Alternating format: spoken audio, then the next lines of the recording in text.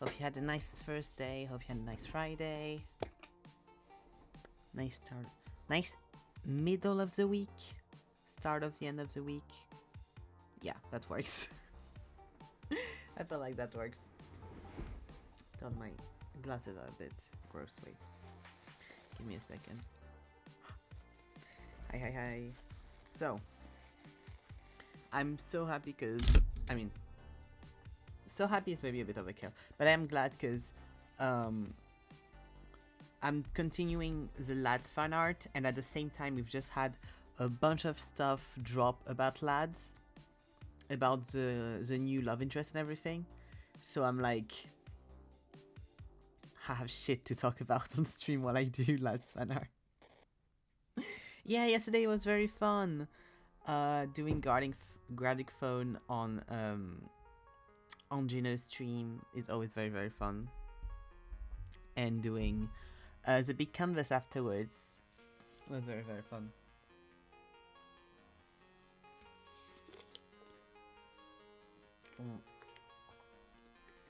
Was able to draw Sylus twice. Achievements achieved. But yes, let's get down to business to defeat the Huns. Oh yeah, I need to restart my video tube as always. Because why not? Ugh, oh wait, give me a second. Here we go. Here we are. Amazing, he may speak. I've been doing a bunch of commission work today. I finished the illustration I had started for something. Continued, started line art for other things. So I've been work to make up for the fact that I wasn't able to work as much yesterday. Am I on the right? No, I'm not on the right thing. Because yesterday, well, I was supposed to bring my mom to her physical therapy, appointment, because it's been very icy outside and stuff, so she can't go alone. And it was a thing of like, we didn't even know she was going to go because if it was too icy she wouldn't have been able to go. It's very close to here, but also if someone slips while they're like hanging on to you, both people slip, you know, so like wouldn't have worked. And what ended up happening was my mom's physical therapist texted her and was like, hey, I saw a high seat, was I can just go to your house for the session if you want. Which has happened before and will probably happen again. And I'm just like, why didn't you just ask him that from the fucking start? Please. Because then what happened on my end was that the appointment was in the morning. So that meant I need to stay up. I went to sleep at the time that I would have needed to go to sleep if I wanted a good amount of hours to sleep. And then wasn't able to fall asleep. So I was like, okay, I'm just going to have to do this on no sleep. And then I'll bring her to the appointment and go to sleep afterwards. And then got the fucking text of like, oh, actually, you're not needed anymore. And I was like, thank fuck, amazing. That's nice to hear. And so I was like, okay, what do I do now? So like, I worked a little bit and then I went to sleep and then I worked some more when I woke up. But I was annoyed because like the peak few hours where I usually would work right now were the times that I went to go sleep because I was like, well, I need to go sleep. So I was like, I've not been as productive as I wish I was because I've had to try to go to sleep at those times. And afterwards, I was too tired because my body was like, why aren't you going to sleep? And I was like, well, missed that opportunity. But yeah.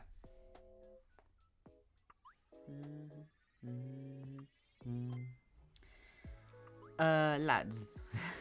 So, for the people that don't follow the game at all, little summary. Basically, we know that there's going to be a new love interest since a while, and we know who the love interest is. His name is Caleb, and he is the main character's adoptive brother. In the English translation, they call him her like childhood friend, but they have the same grandma. Like, it's an adoptive kid kind of thing, whatever. So a lot of people aren't very fond of that, me included, because, you know, even if you aren't like by blood related, emotional incest and stuff is a thing, and it stays still very, very not great. And I saw, just before stream, I saw a video from a Chinese American person like explaining a bit more about it on both sides, because the translation changes stuff. And I found that was really interesting. Basically, the thing is, in the Chinese, Japanese, and Korean versions, she does call him Big Brother, but not Big Brother. The thing is, in those three cultures, the way you would call someone Big Brother is often also used just to talk to someone who's older than you, who's like an older relative, or an older friend, or sometimes even your boyfriend. Especially in China, that specific term is often used by girls to call their boyfriend like that. And that's also because of, since 2016, China had the one-child policy, so most people did not have siblings, for obvious reasons, so that term like changed meaning because of that partly. So it wouldn't have been shocking to see that term used in a non-brother context. It's kind of the same with like the Korean and Japanese versions of it. Like they used for siblings, but also for other kind of relationships that have that kind of dynamic. And the thing is,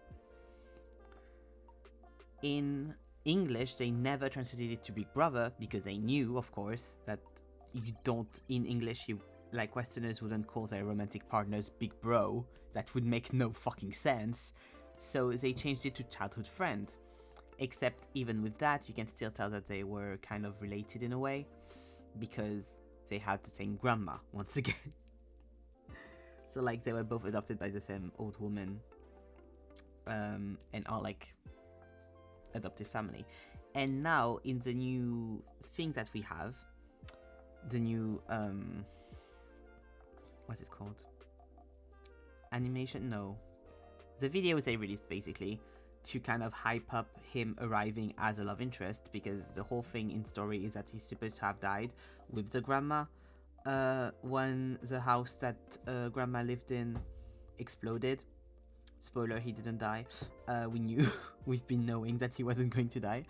And basically, there's multiple options here. Because the thing is, in English, he says, did you think, he says something, I think, along the lines of like, did you think I'll let you get away so easily? Or did you think I was that nice, kind of thing?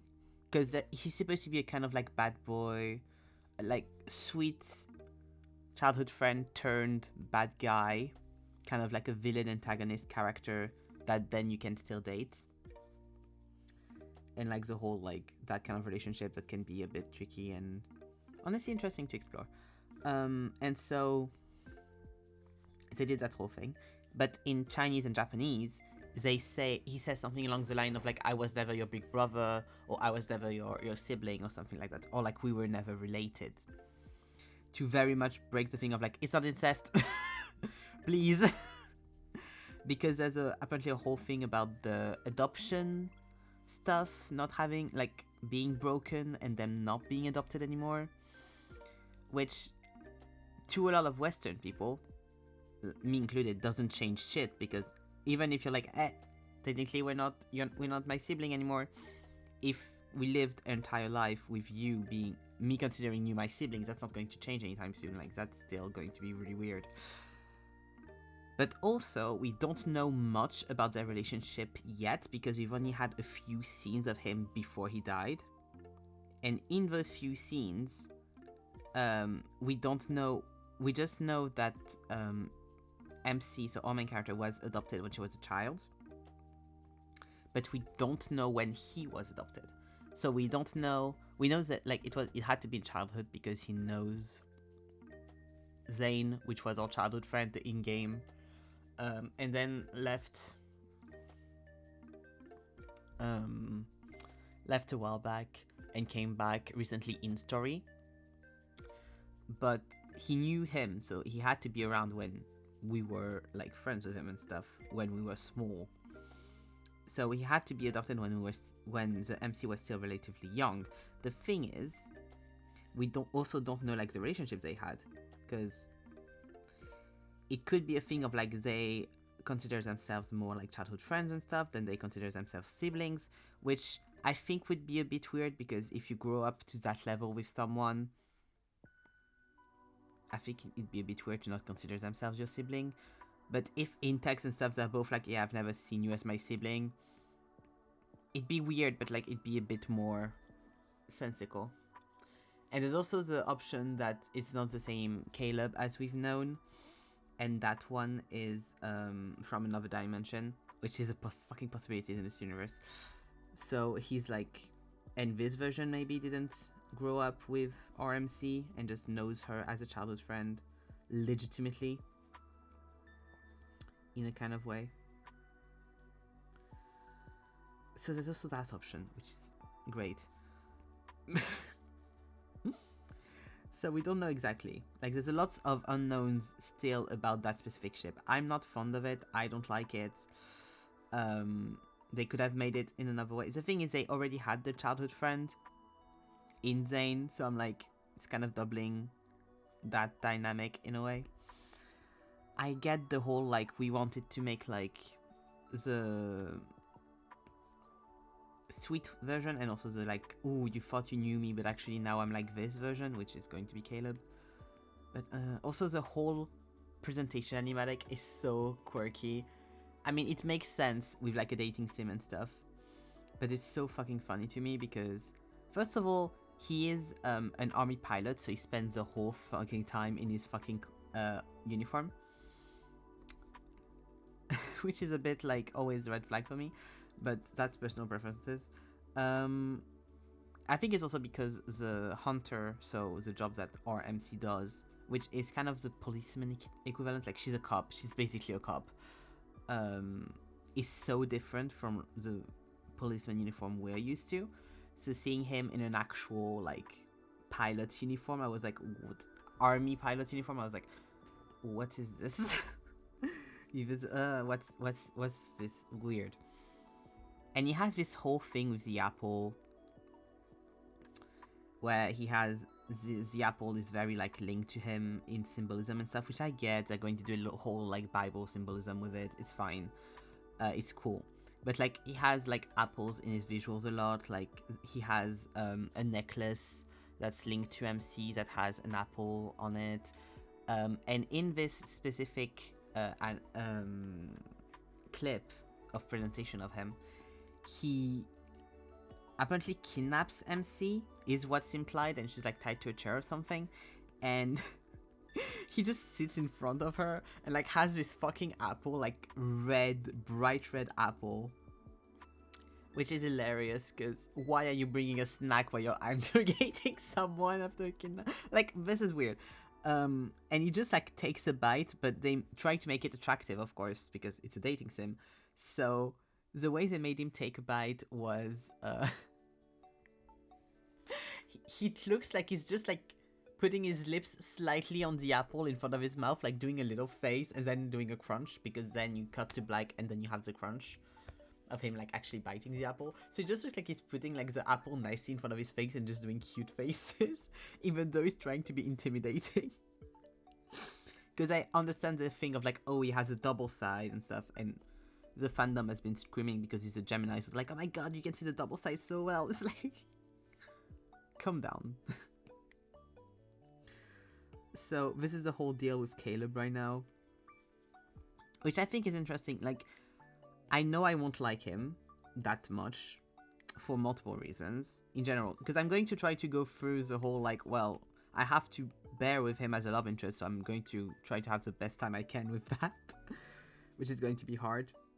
But, like, I'm doing better with Raphael now, so no reason I wouldn't do better with someone else, you know? I mean, this one is a bit tougher. We'll see how much they do the whole, like, sibling thing. I've also seen people be like, oh my god, they're doubling, like, they kind of not, like, a weird a bunch of people kind of saying stuff that looked like it meant that Infolds went back on the whole sibling thing. Like they started it as a sibling thing and then were like, fuck, we're actually making this romantic, we're not doing it as a sibling thing anymore. But I don't know if it was a translation thing or if it was an actual thing where like, yeah, because in, like I said, in Chinese, like terms means different stuff and everything. In China, not rather than in Chinese. But yeah. So there's a bunch of stuff that I'm interested to see where it goes, honestly. Like especially the whole villain part of it. I'm like interested to see kind of how they go about it. But I'm going to try to, because the good thing is I won't have to pull for his stuff because I'm not interested. I don't find him attractive either. Like, out of all of the MCs that we have, he's probably the least pretty, I think. But that's personal preferences. The thing is, that's personal preferences. He looks very boring, which works in a way because at first you're not supposed to think he's a love interest because he's, you know, your brother. But... but, also... he looks kind of like just a boring version of Zayn, which Zayn already they make kind of boring. Like he has the brown hair, he has blue eyes, great for him. I love Zayn, but like his looks was the thing that at first I was like, oh, I don't know if I like him or not. Because I was like, oh, he looks so fucking boring. You have a way to make those kind of characters interesting, and they didn't succeed with Zayn. If you don't get into his story and stuff, I feel like he's not the one you're going to go to first. Xavier is a bit boring visually, but he is that kind of character. So I feel like it's fine. Like he is very much a trope that a lot of people find very attractive. So I feel like it works as that trope. So it's not as bad of a thing. Raphael is pretty as fuck. Sylus is pretty as fuck. So those two don't have that issue. But like imagine the latest character you bring in is Sylus. This man who's extremely pretty, extremely attractive, and after that you have Caleb. Like the downfall, I'm so sorry, but the fucking downfall is something. And I'm going to show you all Caleb because I feel like visually you need to see what I'm speaking of. Where are you? And I'm so sorry. Oh. God, I keep getting also like all the fucking pictures and stuff from the... also he has a mechanical arm or something.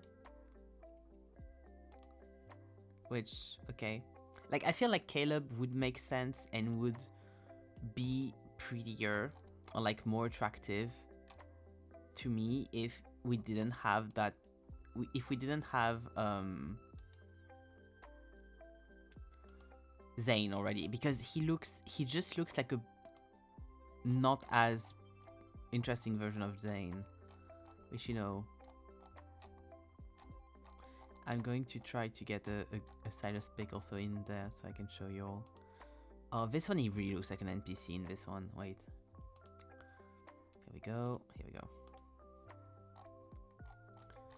I'm going to try to get a little Sylus one and then show you all, so you can see like the downfall of like this was the latest character and then we went to this. It should be here. Here he is. Okay, here we go. Okay,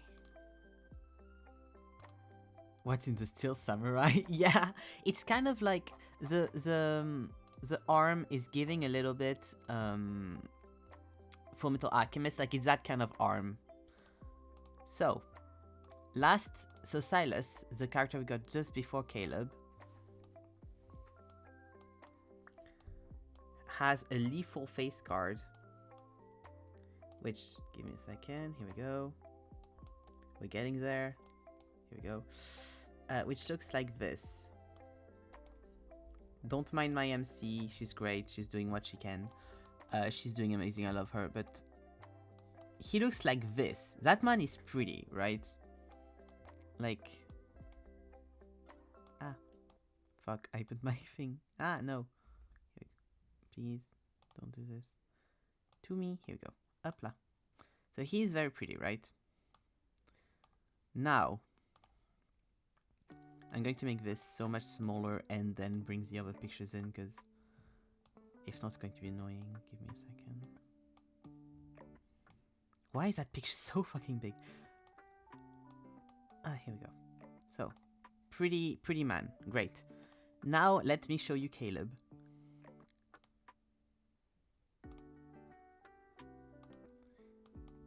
I'm sorry, but you just don't compare. He looks so fucking boring. Like, this man looks so plain. He looks like a random ass guard. He doesn't look like he would be a love interest. And once again, his features are too similar to Zayn's, and they're both childhood friends trope, even though they're different in personality. Very, very different per personality. It's not going to work because they're so similar. And same, let me show you the other ones I have saved.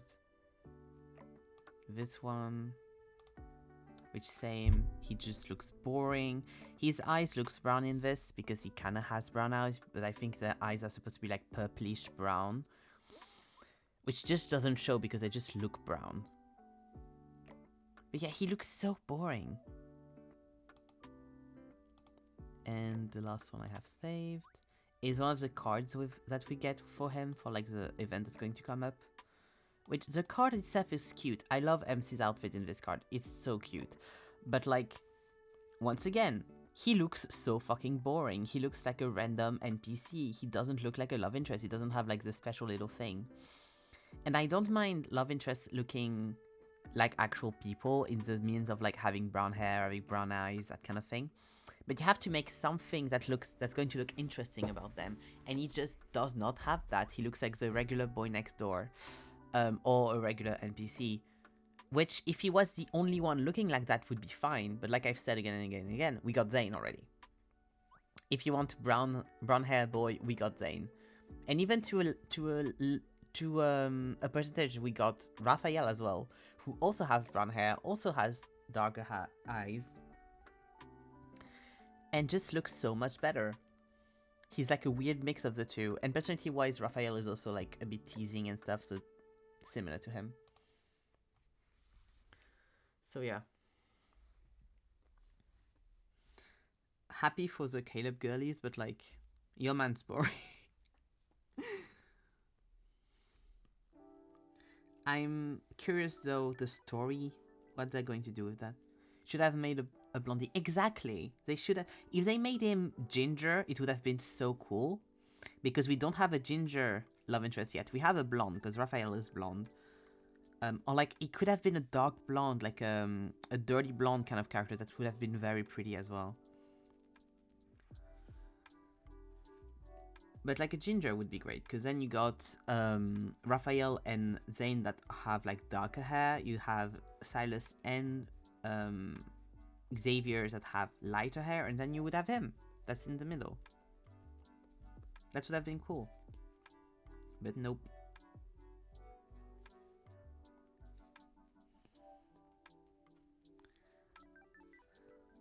I am interested story-wise though, because of what they've given us. Because basically he has a very cool power, which is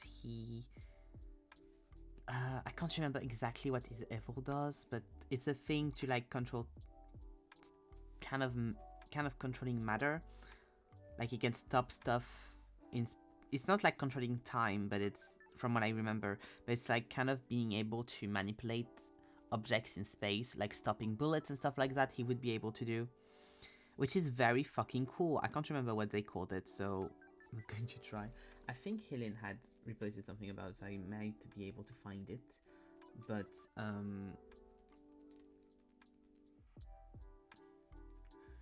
it is quite cool. So that I'm very interested to see what they do with that, honestly.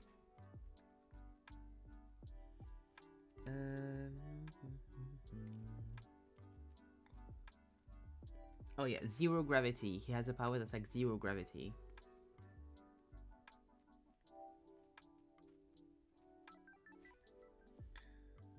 Da, da, da, da.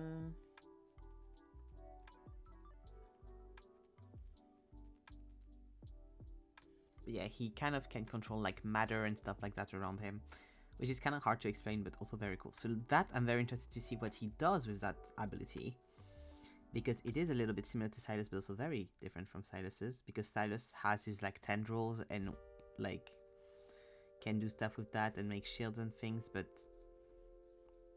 he can't make people kneel with his evil or something like that, where Caleb can. So I'm very interested to see what they do with his power. I'm interested to see what they do with the backstory. Is it our Caleb? Is it a Caleb from another dimension?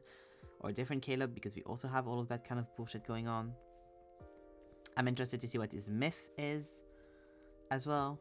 Because we have the myth versions of all the characters, where basically it's kind of like the origin story of the stuff. So for Sylus, we got his dragon self, and we have him being like a space emperor kind of thing.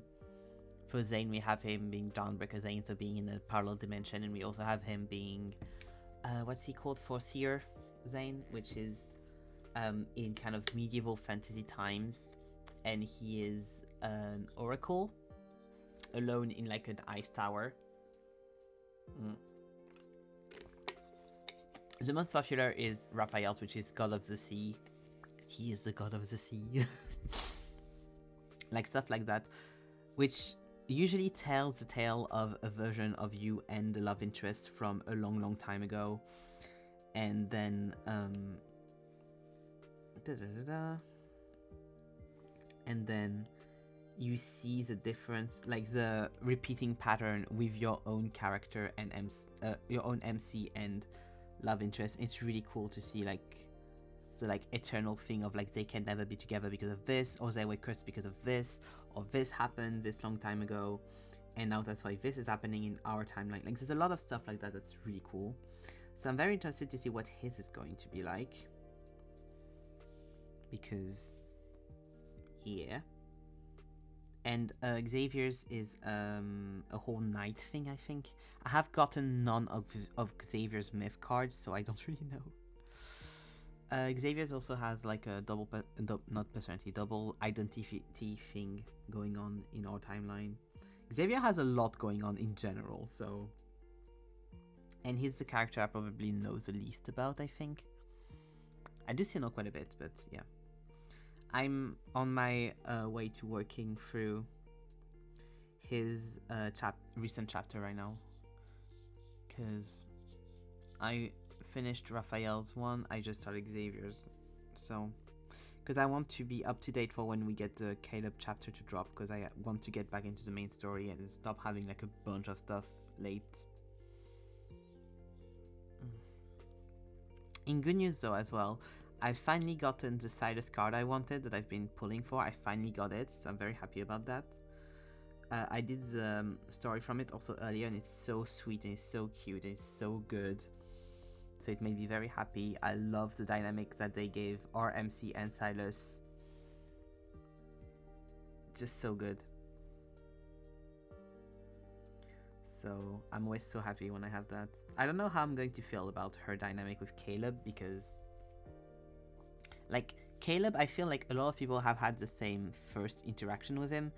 Basically, in game you get texts from the characters, and the first hint that Caleb was going to come back as a love interest is that Caleb is the only character, except from the love interest, that texts you. And the thing is, he texts you like once or two times, and then he dies in story. So you know. So at first you think he's a love interest, right? Because the way they speak, you don't have a lot, so I can read it to you. First of all, his fucking picture is a little apple with a drawing on it, and the profile says, "Waiting for you to return home," with a winking face. Fuck you, Caleb. And like the first messages are you off work already? Don't forget we're visiting Grand this weekend. You aren't preparing a rain check for something unexpected, aren't you? It's all like stuff like that, where it's like very cheeky, very sweet, but like very brotherly for sure. I guess I read it like that.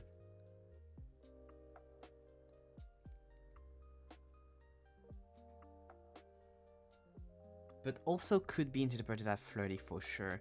But to me, it was more like a friendly kind of thing. But a lot of people like get these first few messages from him and don't understand he's your quote-unquote brother yet. And so you're just like, ooh, a new love interest, fun. I wonder who that is. Cute. And then you realize and you're like, oh, okay. Okay, I see.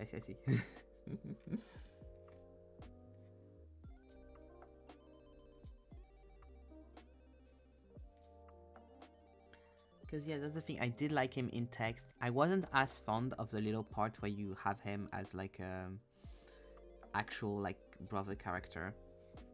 Just before he dies, because he is a bit annoying in that part, I think. Like, he's nice, he's very playful, but he's very also, like, do this, do that, like, very demanding of MC, and I'm like, ugh. And I know a part of it has to do with culture, but, yeah, I don't know. I wasn't the biggest fan of it.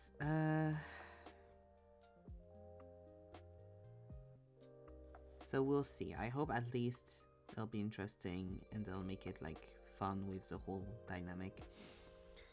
And I know I'm going to change that brush because I'm not getting what I want from it. Yeah, this is better. I know so much that like we're not going to get any interaction in between the love interests yet.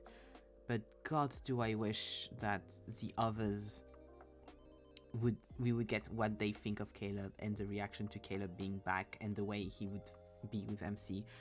Because I need it in my... Like, I was talking about this on my Twitter the other day, that from my MC, the one that I'm playing, POV, which would be either going out with Zane or with Sylus, what's going to happen is that the long lost brother comes back and she's so excited and stuff, and the guy she's dating, which is either Sylus or Zane, so from Sylus's POV, it's like, oh, her brother, cool. Oh, this is a guy that I've been made aware of because he's been doing shit that's clearly, like, kind of evil. Like, we've been knowing that he's been working for evil stuff, and so clearly Sylus would be aware of him because that's kind of where he operates as well. Like, there's a few of the love interests that are aware of each other because of this. They just don't know they are love interests. They don't know they're all linked to MC. But they know of each other, and the day they meet is going to be grandiose, because fuck's sake. And so you see this guy that you've been made aware of because he's been doing weird shit, and he's the brother, and you're like, okay, we'll deal with this. And then clearly he's flirting with your girlfriend, but you can't say anything because she's like very excited of finally having her brother back. Sylus would break something. And then it would be even worse because he's known Caleb as a child and knows even more like the relationships they have, so it'd be even more like, what the fuck, dude? What is happening? Xavier would probably be a bit intense as well because Xavier is very jealous in universe, but I don't know if he'd be aware of what Caleb has been up to, so I think it'd be less of a connection thing. But yeah, realizing that was very fun because I saw someone make a fan art of MC rejoining Caleb and being like, oh my god, and hugging him, and Caleb like looking at Sylus being like, hey, and him being very pissed at it because he was like, what, but not being able to say anything. And I was like, oh.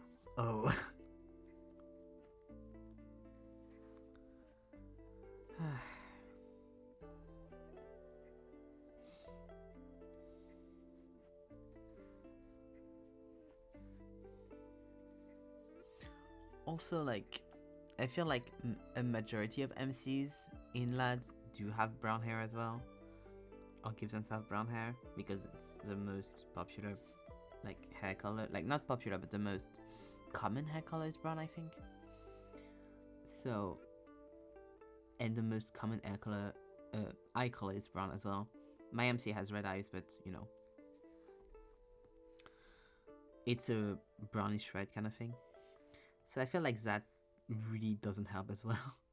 The like sibling resemblance. But yeah, we shall see. In other lads news, they've announced that they're going to add a calendar kind of thing in the app. And part of that calendar and tracker and everything is going to be a period tracker, which is fucking wild. But yeah, they have a whole thing where you can track your period inside. And you can put daily reminders, and you can put, yeah, you can track your period inside. And they can also tell you when to go to sleep, when to go to eat, when to go to do your workout. And they have like specific messages for that and stuff. It's like, for like, you need to go to sleep now.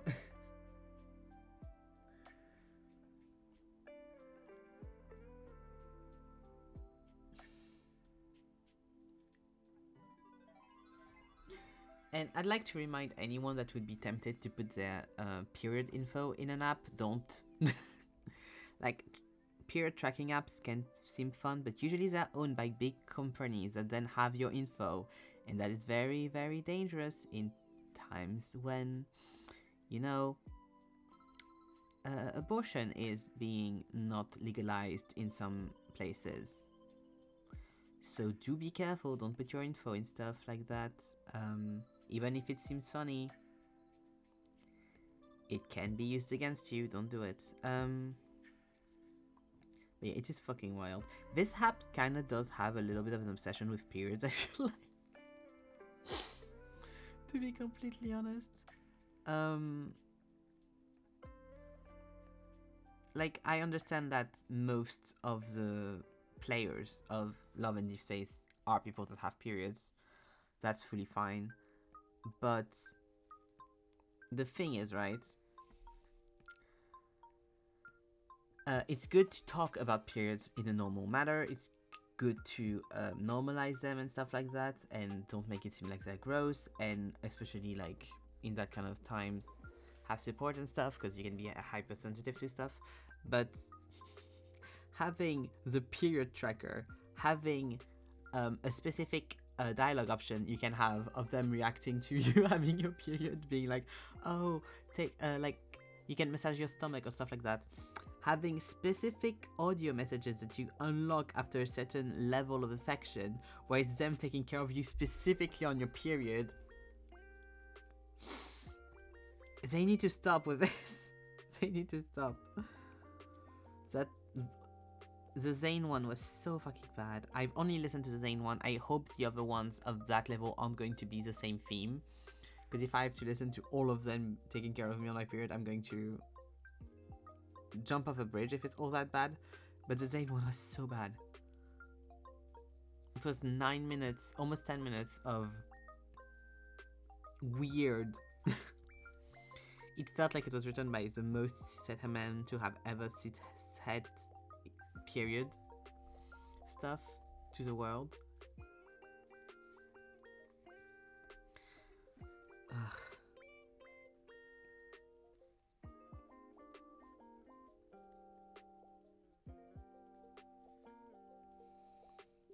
If it makes people feel better about theirs, though, that's great, but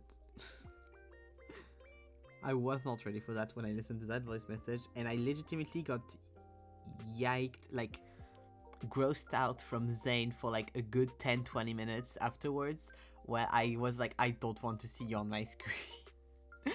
Don't talk to me. Because of the voice message where I was like, this might affect how I feel about him long time. I'm fine, I'm back in the building now, but like, it was so bad that I was legitimately like, you might not be one of my favorite characters of this game anymore because I can't with this thing.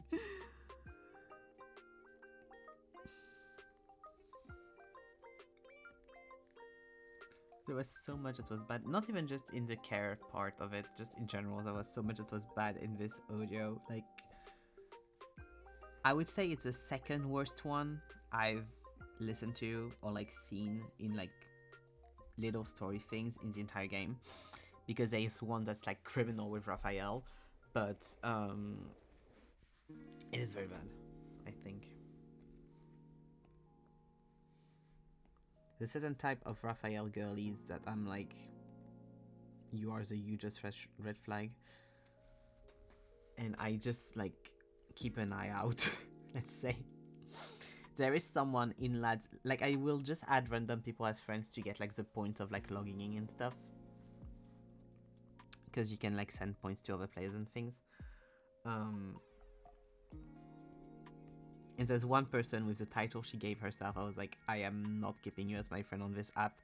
I don't care that I don't know you. I don't care that I'll never see you or listen from you or hear from you or whatever.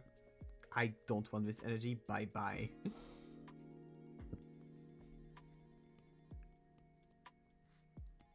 But yeah.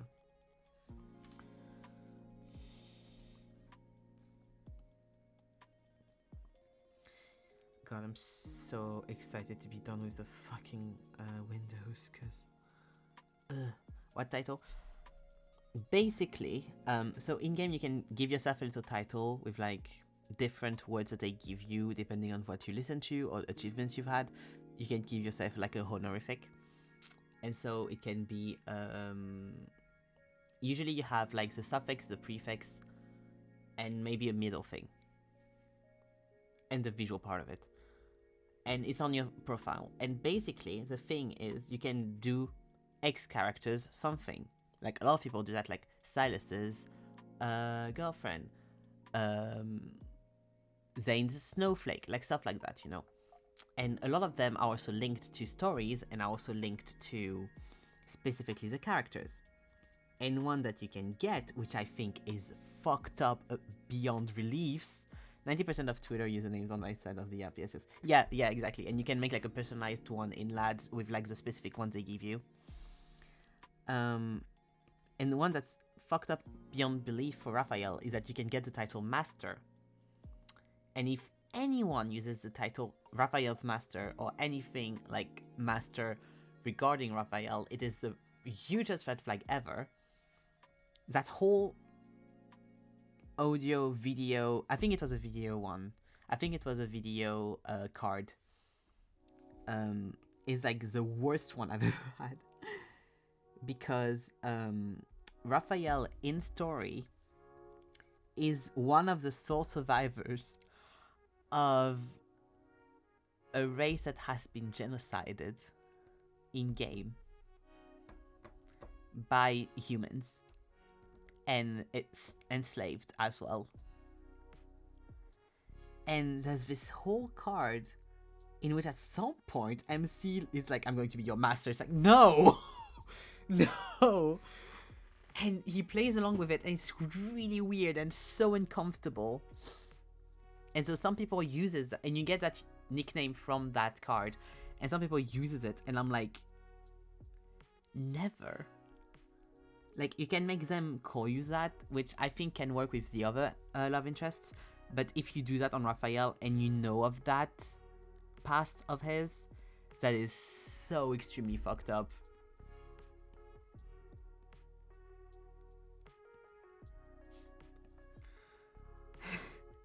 Like, it's so bad. And if you have that title, you've had the card and you've played through it, so you don't have any excuse.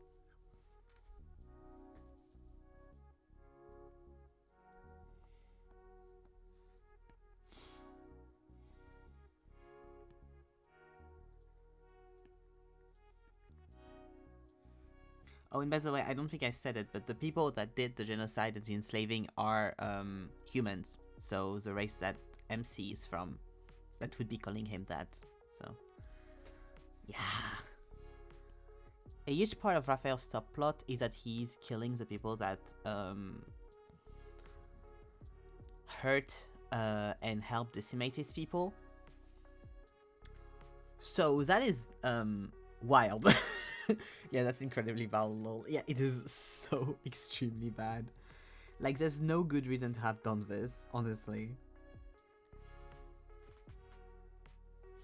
So yeah, Info doing it in first hand is horribly bad. So players as well using the title, I was like, never. I am never doing. I'm never. I don't want to be associated with. Like, no, go away. But yeah, that whole card, I was so extremely uncomfortable watching it.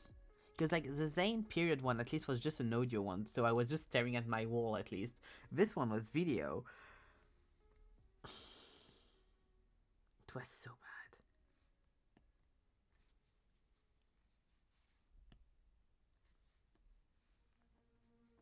And I think that's the only card where I was like, what the fuck MC? I usually really, really like the lads MC, but this one I was like,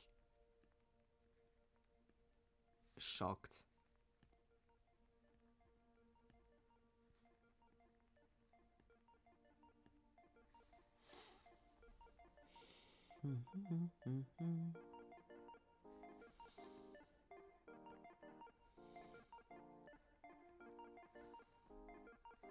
Thankfully, most of the times they do just talk normally about that subject. NMC is understanding and fine and everything, and he is just doing his thing and secretly killing people, which as he should. Excited of when MC will learn about that. There's so much hidden stuff, fucked up stuff that everyone, all the love interests are doing behind MC's back that I'm so excited for her to discover. It's not possible to have a route where she just gets everything, every info at once, but it would be extremely funny to me if they just one after the other went, oh yes, and I did this, and I did that, and I did this. And MC is just like, what is happening to me? Why are you all that fucked up? But it's not possible because you can't have all of them love interests be love interests at the same time. Like you are on different routes depending of who you choose. But yeah.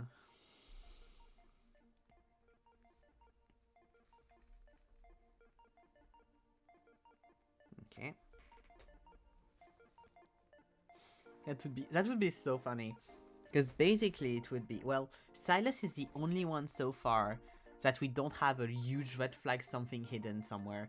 Because Sylus, she knows he works for Only Kindness and everything. And Only Kindness is like the opposite of that trope. Because it's all like, Sylus is the opposite of that. It's like you think he's the worst man alive, and then she meets him and she actually realizes that he does mostly just his own business and good shit, and actually he's the one taking care of the dudes doing the bad fucking stuff in an unwind zone. So it's very funny. But the other one, it's Xavier. Well, actually, I have been looking over you for years before we even actually met, and I've been stalking you for years. It was my mission to make sure that you survive, and I saved you when you were a child. And since then, I've been looking after you, and I am obsessed with you because you are the reincarnation of my ex, Zane. Actually, I learned how to revive people IRL because I got blackmailed. I didn't want to do it, and also at some point I might turn into a monster and we won't be able to be together. But yes, and how are you? And now the lab that has done this is coming after you, so that's amazing. The lab that has forced me to do the revive stuff. And then Raphael is like, I've been killing people. And I'm also part of the mafia. You know, I have a bounty on my head. Well, actually, there's a reason for that. And just MC looking at them one after the other, being like, what the fuck? Chances are she's going to just get those info at some point while looking through one thing or another, because she is a detective, kind of. Like, her job is a weird mix of spy, detective, secret agent, and cop. So, you know. But she does do quite a bit of detective work, usually, so. Sylus is the only one that's literally not hiding anything from MC, except from his past of like being a warlord or whatever. But even then, like from what we know, his warlord kind of thing is more him being like Robin Hood kind of character than anything else. We don't know what he wants Ether Core still, so maybe that will be like that part of it. Except what? Yeah, he's a space warlord of him. He's like an intergalactic or looked for criminal because he I've explained this to you before when we did the PowerPoint stuff. He goes on a planet, he ciphers all of the resources and he gives it back to the people that need it or where it came from originally. He's not Paul Atreides. He's not. Paul Atreides doesn't give it back. Yeah, he's Paul Atreides. He is not Paul Atreides. Exactly. He's the opposite of Paul Atreides. Don't say that about my guy. Paul Atreides is Anakin Skywalker. They're different. And I do love the fact that they did like that reverse trope with Sylus, where you expected like a lot, like you expected him to be such a bad guy and stuff from the intros that they gave him and stuff in game, and then you realize he's the fucking sweetie, and basically the whole relationship you have with him in cards and stuff is constantly buddy cop. It's constantly a comedy, a romantic comedy, 24/7. They're just being cutie pies. And he's just like, yeah, I'll have a little bit of a job to do. And she's like, yeah, I'll come with you. And they just like go grocery shopping afterwards. It is so fucking cute. So like, I get that they do want to do an actual villain story maybe with Caleb. So that's what we're going to get perhaps. But yeah.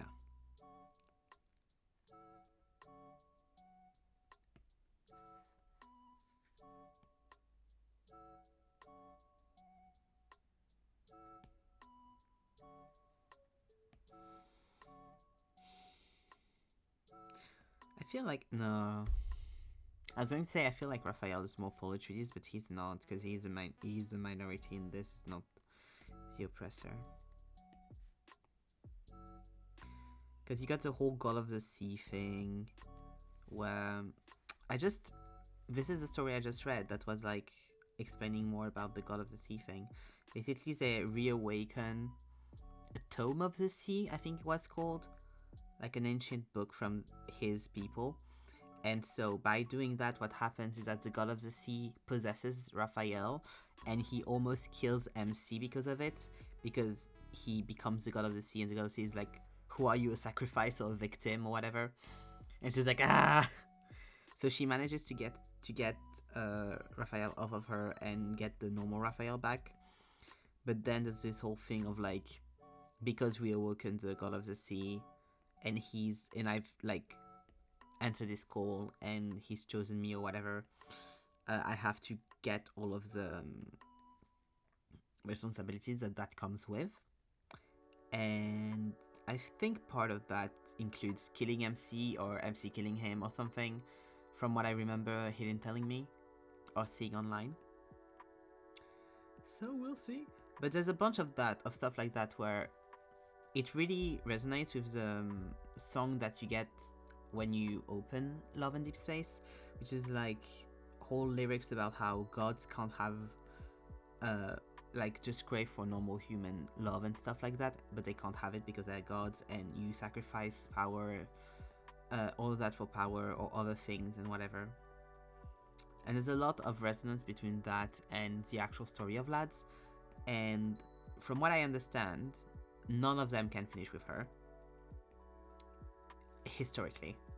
So we might get a thing of either breaking curses, which would be very cool and very Fruits Basket, or we might get a game in which all endings are sad and bad, and in any and all routes you cannot finish with your love interests, which would be extremely ballsy for a dating game.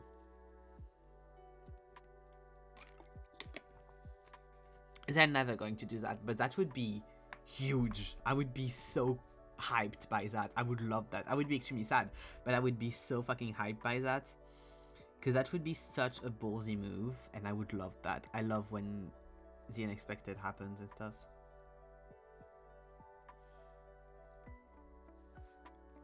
Because I think the Zane one, I've seen a bunch of people talk about the Zane one, but the whole Zane thing is that they cannot be together because he's not allowed to be with her or something like that, and he always like is doomed to repeat the thing of not remembering her. There's something like that where it's very hinted at in the Foreseer cards, which I am going to get the second Foreseer card at some point and get that full story, because I only have half of it because I only have one of the 2 cards that you need. Like, I'm going to get it at some point for the simple reason that if you get to a certain amount of pulls, you get a free card, and it's in those 3 cards. So if I get to, when I get to that certain amount of pulls, if I still haven't had it, this is the card I'll get. So, but I've seen a bunch of people being like they can never be together, and he's doomed to forget about her and repeat the circle again and again and again and again and again. The Raphael thing is she will always forget him, I think. In that turn, or a thing of like sacrifice where he has to kill her, or she has to kill him. So it's something along those lines as well, where like someone gets murdered and they can never be together. And the Xavier one is probably something along the lines of she has to die and he cannot save her ever. Because I don't know his myth, but that's at least like the thing that kind of happens in his backstory anyways, so I wouldn't be surprised if that was like a repetitive thing as well. We don't know for Sylus yet because he's not been out for that long, so we don't know what kind of stuff like that would happen. And I don't have the both myth cards for him. I only have one of the dragon cards, so I don't know how that ends. I should honestly go and watch some of the cards I don't have on YouTube for the ones that I know I won't be able to have because they're like event specifics or like only if you pay. But I don't want to. I'm like, I want to keep only the ones I know and I get, and that will be the only story I have. But it puts so many holes in the whole story, which sucks.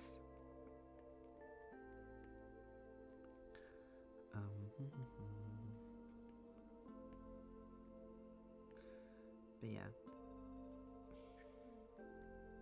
I wouldn't be surprised because the whole dragon story is a thing of them both being rejected by society and rejected by their worlds, by the world in general, and having to come together, like coming together from that rejection.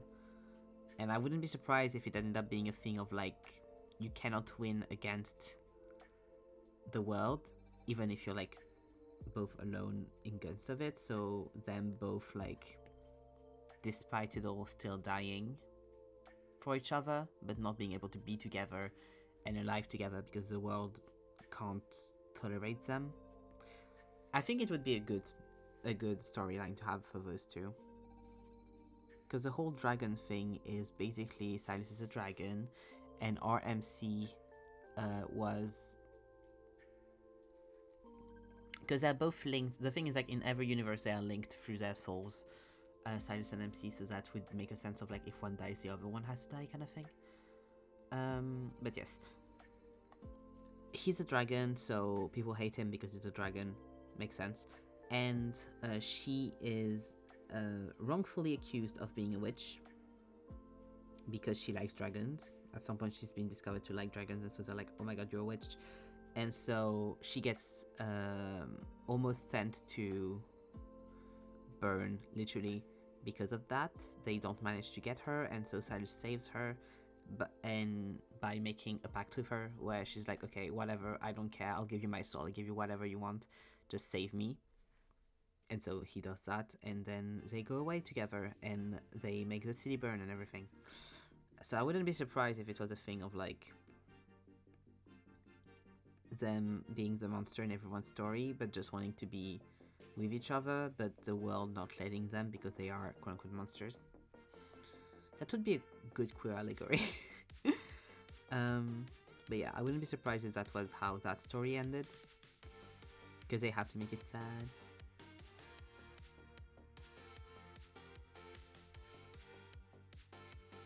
They are the monsters. Rah, rah, rah. Yes! Yes! Oh, it's okay. Helen has been like reading through the Madeline Circe Greek mythology books. She finished the Song of Achilles. She started Circe. I am so fucking happy. I'm like, yes, yes. Greek mythology. Let's go. And she liked the way Odysseus was written in the Song of Achilles, so I'm happy because she will probably like how he's written in Circe as well, which he's a lot more in Circe for obvious reasons. So I'm excited to know what she thinks of that one. And then we talk about like the canon and how different that writing is to, like, it's kind of a reimagining more than a rewriting, because some of the parts are kind of like the Roman version of the characters. So it's interesting. And we talk about it and it makes me so happy. Yeah, let's go. Exactly. When I get you.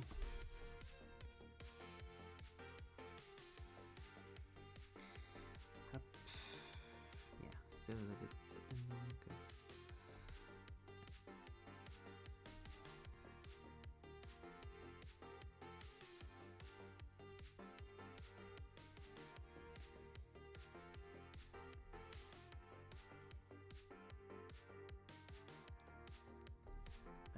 Good. Ba-da-dum.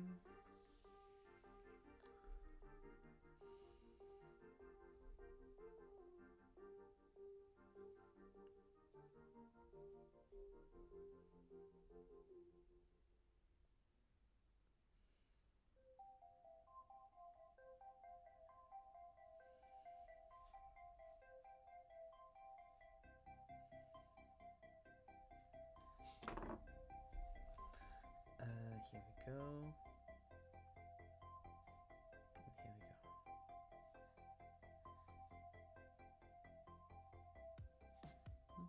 Here we go.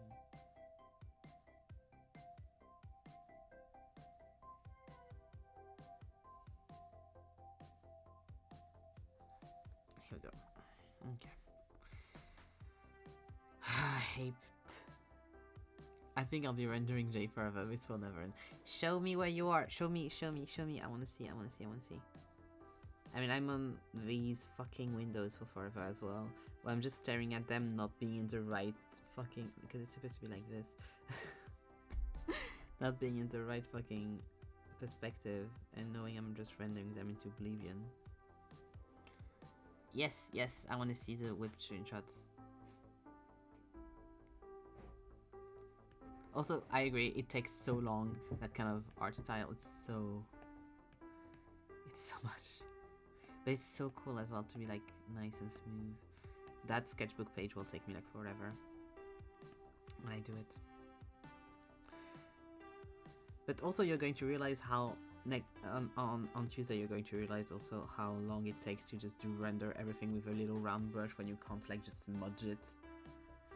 Oh, that looks so cool though, it looks so nice. It's so interesting to see how different you're making it from the reference because of how you draw. Bro, I bet. I'm so excited to see what you do with my little brown brush. Oh, it's so nice. I think it's very interesting to see the differences. In my hubris, I was like, no color picking. Of course. I think it's interesting how you have made it a lot more cold toned, which I think is very interesting because it makes sense with the way you do art. I think you do like to. I love cold tones as well, but also same. I think the one I had done, I did do color picking for sure on, because I really wanted to focus on the blending, because I never do that kind of blend.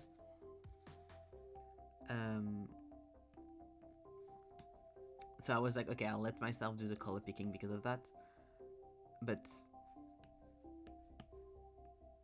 usually I also do like no color picking. I was trying to work against that. That makes sense, but it's hard. I feel like those kind of color stories, when you have something that yellow or that orange in a picture that's very cool toned in general, it's so fucking hard. There's a few times where I was trying to do something like that with references on the side, and I was like, how? You wizard! It was kind of the same when I did the horse study for the disco spread. Like the behind of the horse, the way they do the clouds and the white, the bright white of the explosion.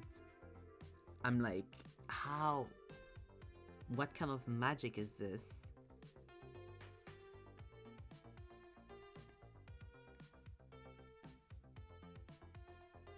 It's so hard. Also, I've done like earlier when we were speaking about the art and stuff. I was like, oh, I need to do my little selection of art to send you so you have references. So I have done that. I'll send you that later. For Tuesday.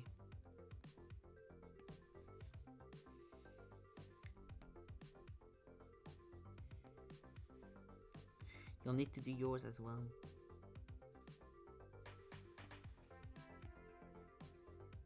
Spending sting. Spending sting. I've on purpose only took pieces that didn't have line art, or at least line art how I do it, which is I just paint over my sketch. I do nice. Thank you. Because I do some line art sometime with some specific stuff when I feel like it. But that's not what I'm going to give you. That's not what you're not going to get the line art with the very specific 5-star Sugval line art brush that I use when I do line arts. Nah, you get the lineless. You get the lineless things.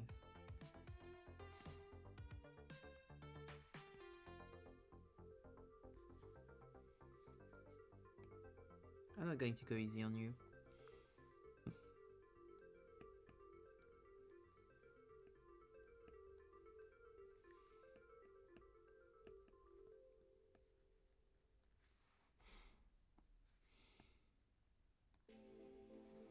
I'm excited though.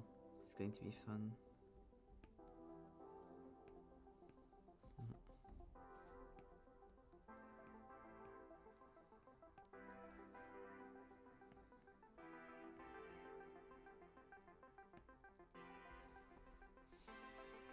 God. Why? Why did I do so many fucking buildings?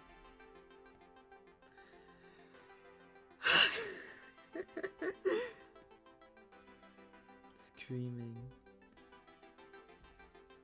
Screeching. I was like, oh, I just have a few buildings to finish and then I can do the characters. Yes, indeed you have a few buildings to finish. Gods. It's like earlier I was finishing up an illustration for a commission thing, and I had done... It was like an illustration that had 3 different scenes in it that were like on 3 different little things. And so I had almost finished. I was doing the shading and stuff. And then one of the 3 parts had a background and a front scene. And the important thing, of course, was the scene in the front. And I was like, oh, I need to do all the shading in the background. And then I was like, no, you don't. Just do like an overall layer over it. Make it darker so it like separates it a bit more from the front scene. And you're fine. Like, do a few, like, base shadows on some of the stuff, so, or it'll look weird, but don't spend your time rendering the entire background that no one's going to look at, because it's, like, the background of one of the 3 scenes.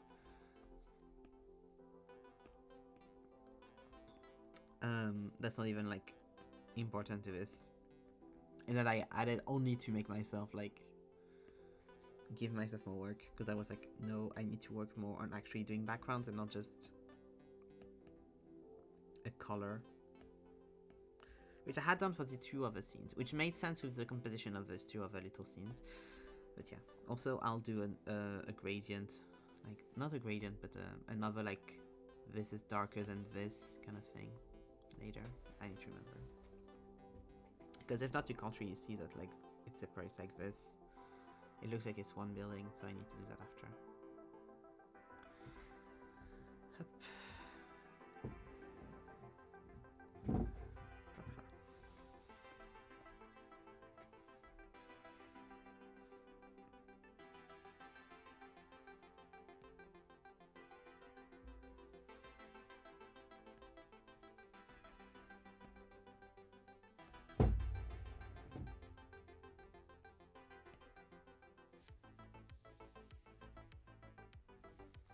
I just realized that if I want to do the whole like contemporary artists comparison page with the art from the artists that we've been talking to, I should probably like DM them to ask if it's fine if I can do that with their art.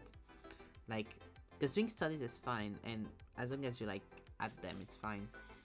But it would mean showing her illustrations on stream for a while, so I'm like, would you be okay with that? Is that okay, please? And I am terrified of doing this now. That's amazing. Up.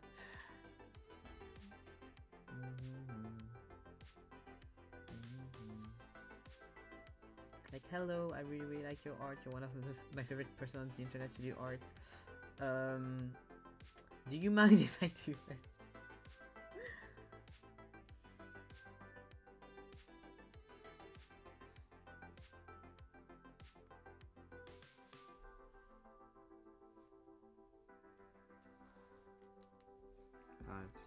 I'll see if I get the courage to do it, because it's intimidating as fuck.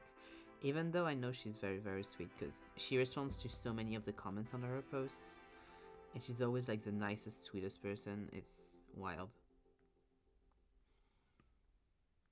You get so much extra art from each pieces that she posts, because under the comments she's posting a bunch more pieces being like, oh yeah, this is another sketch I did of this and this and this and this, and if you want more backstory on this, here is this and here and this. Because like someone will ask a question and she'll be like, oh yes, here is the answer, and also the visual representation of the answer. Because like, oh, what happened with like this character's dad, and then you'll have like 3 pieces of art of the character's like backstory and dad and everything. It's like, it's so good. And like response of thread of comments and stuff about that, so it's so cool.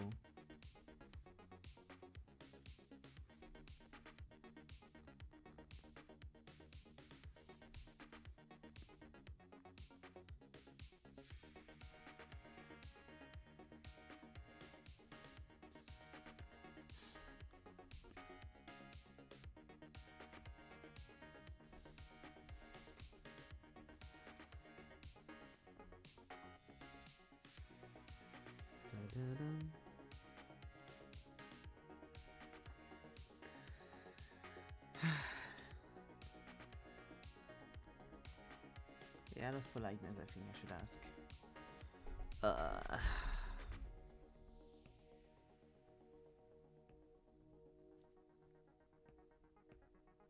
Twitter DMs are a terrifying place.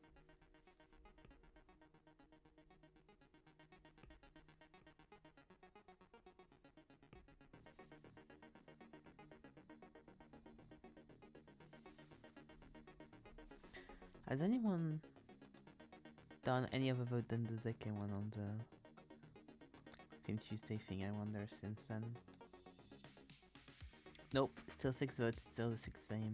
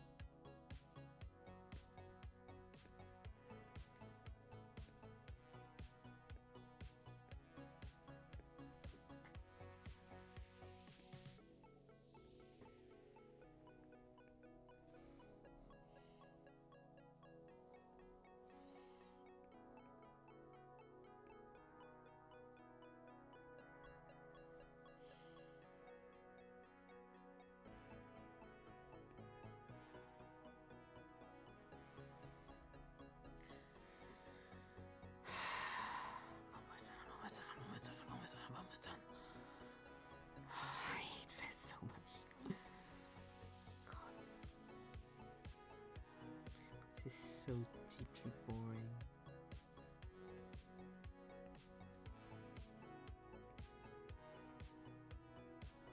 Also, ZK, while I got you here, respond to my question I asked you in DMs. Pursue innovations law.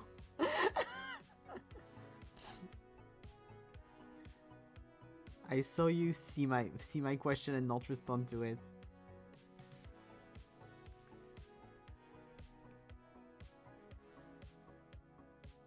You're not getting out of this.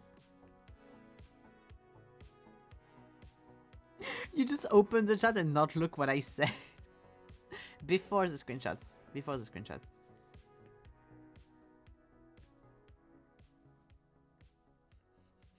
It was so funny because I like sent you the question and then, which isn't anything, but like, and then you reacted to the Twitter stuff I sent you and to the TikToks I sent you, and I wanted to see if you had seen it.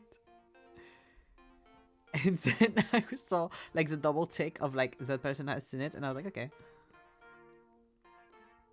He'll respond later, and then you just haven't. And I was like, okay. Haven't seen any of those. You might have opened the chat on accident and then forgot afterwards. That happens to me sometimes.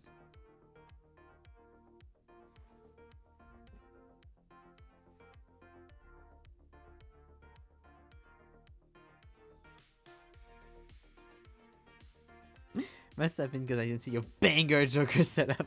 Yeah, I was so annoyed. Cause I wasn't annoyed, but I was like a bit sad. I was like, oh, okay. You don't care about my Velatro. That's fine. Because I sent Zeke, as we always do, my Balatro setup because I won. I finally won another Balatro game, which W to me. And so when we win Balatro games, we send each other the win screen, and then we send each other this Joker setup we have. Because we're fucking nerds. And I sent him a song in French where I was like, I don't know if you'd like this song, but since you're trying to train your French, here, have this.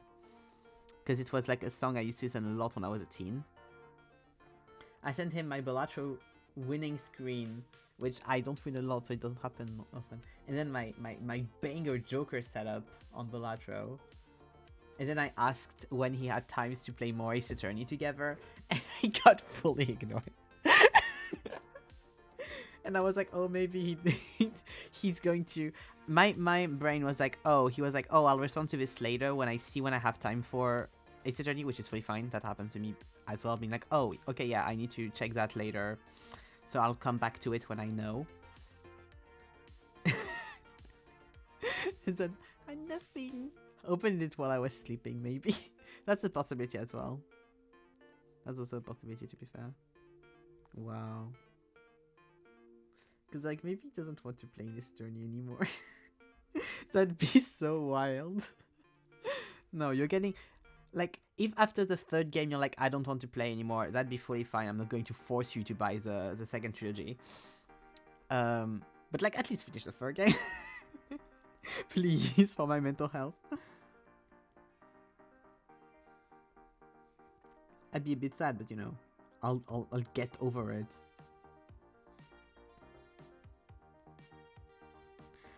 And I am so like since I've looked up the order of the cases, I'm so fucking excited for the first case. I'm so fucking excited. You don't even know. So that's why I'm also like, when, please tell me when. Please tell me when you have time so we can, please, perhaps please. Dun, dun. Bum, bum.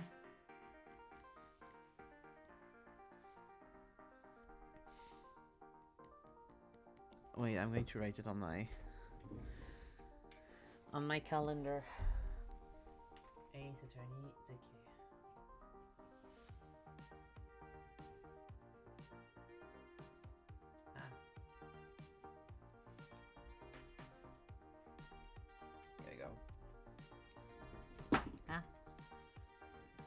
My Apple Pen fell.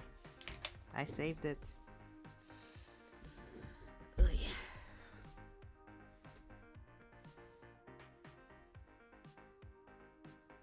Like there are two things that I'm vibrating in excitement about right now, it's Zeke going through that third Ace Attorney game and doing the start of Tears of the Kingdom with Helene. The start of the Tears of the Kingdom, I know I have to wait because Helene is very, very busy right now. So I will wait until she's not busy anymore, which should be at the end of the month. Apple Pen always be falling, truly. They are cursed. So the only thing that I can be like, wait, I know you have time to do this, is Ace Attorney and Zeke. So I'm like double on this. And I had a lot of excitement on Lads as well just before that because of the event that we are in right now. But now that I have my card for the event, that excitement has been nurtured. So a lot of it is just zooming in Ace Attorney Zeke.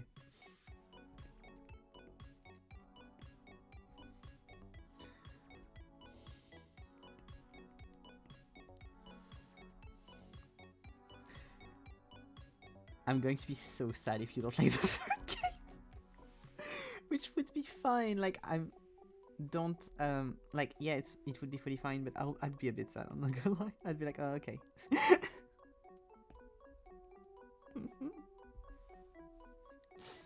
Happens, I guess.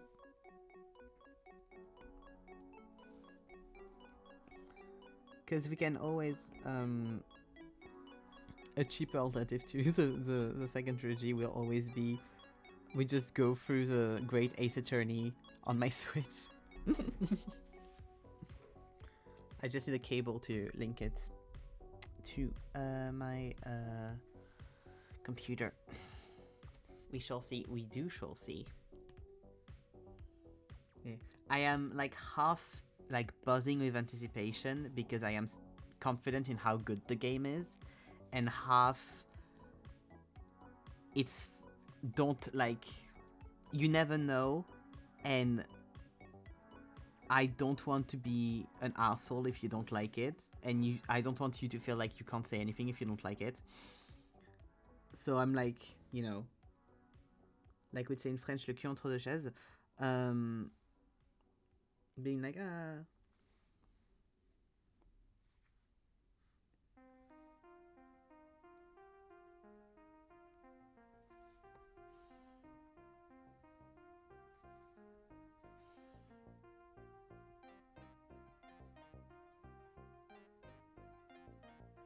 But we'll see. We'll see soon enough.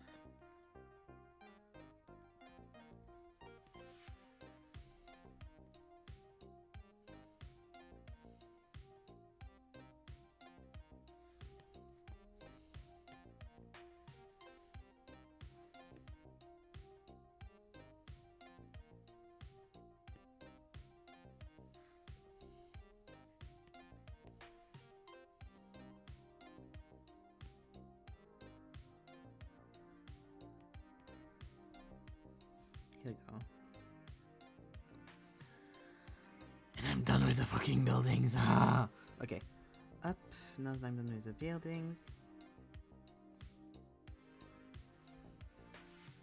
I can start with them. Okay, do I start with the motorcycle? Okay, before I do anything, I'm going to go to the bathroom. And then I'll see if I want to start with the motorcycle, or if I want to start with... Please? Or if I want to start with...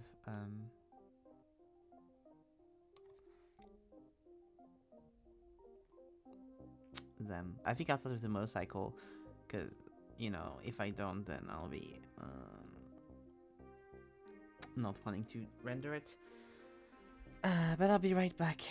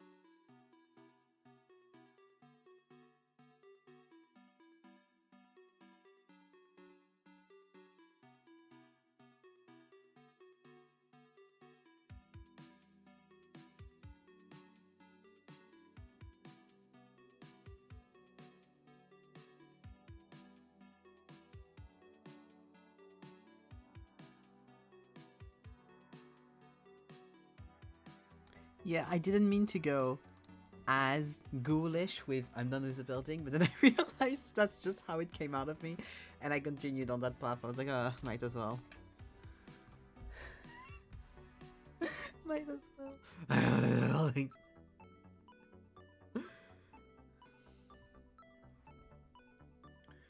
Going full Batman with that one.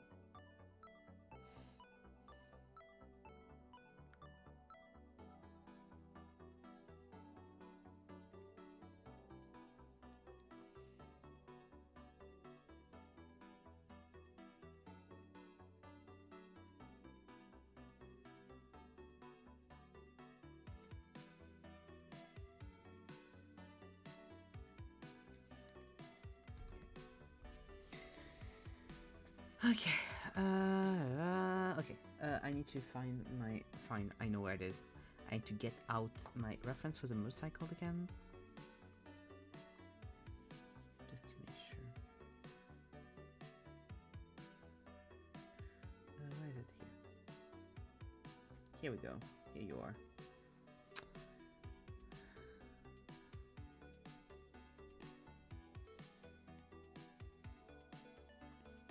It's quote-unquote a little thing, but it makes me genuinely so happy that in Love and Deepspace it is canon that both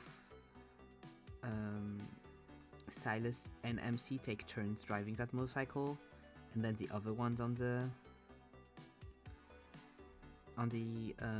back of it.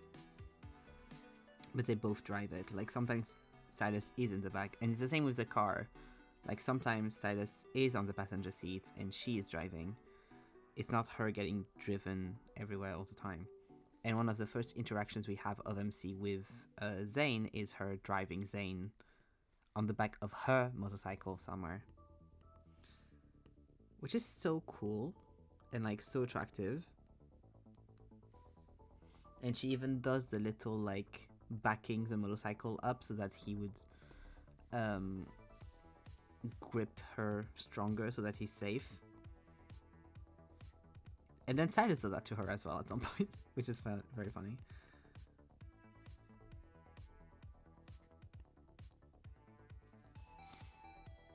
Like, it's such a green flag. Because you can't give a character a motorcycle in one of the first appearances of her. And clearly she likes that motorcycle and like drives it places. Like choose to go on motorcycle rather than car. And then be like, well, now she never drive again. Like, no.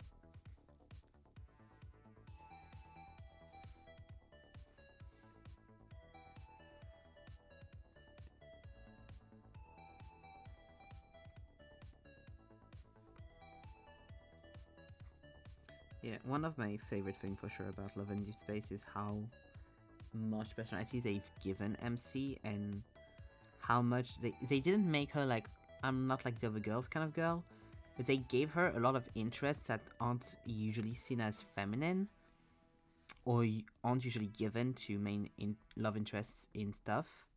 Like, because usually you'd want her to be very feminine and very this and very that and very cutesy. And here, her whole thing is, well, she loves driving motorcycles and stuff, that's one thing, but it's not like one of the main characteristics. Like, she doesn't like go on and on about motorcycles, but she's extremely passionate about guns, clearly. Like, she has, because of her job partly, she does use a gun constantly, so makes sense. And she's clearly has like a good knowledge of guns and likes them as objects as well, and has had like competitions with Sylus where they see which one can like disassemble and reassemble it the quickest. She loves video games, and no matter what route you're in, will constantly be playing video games during her off time, with or without the love interests. Sometimes on her own, sometimes the love interest, and they usually comment quite a bit of like, oh, you've been playing since very late as well, this game and whatever. And so canonically is also quite good at video games, and also is obsessed with food. Depending on which love interest she is, like different parts of her food love are like shown more or less, because of course with Zane, since he loves sweets, they go to a lot more like sweet stops, or if it's with Xavier, who's a bit obsessed with meat, they do a bunch more of that. And if it's with Zane, with Sylus or with Raphael's, it's more like the very expensive kind of food, because they're both very bougie kind of stuff. But her love of food is present in all versions for sure. And those are usually all three characteristics that aren't like seen a lot, I feel like, in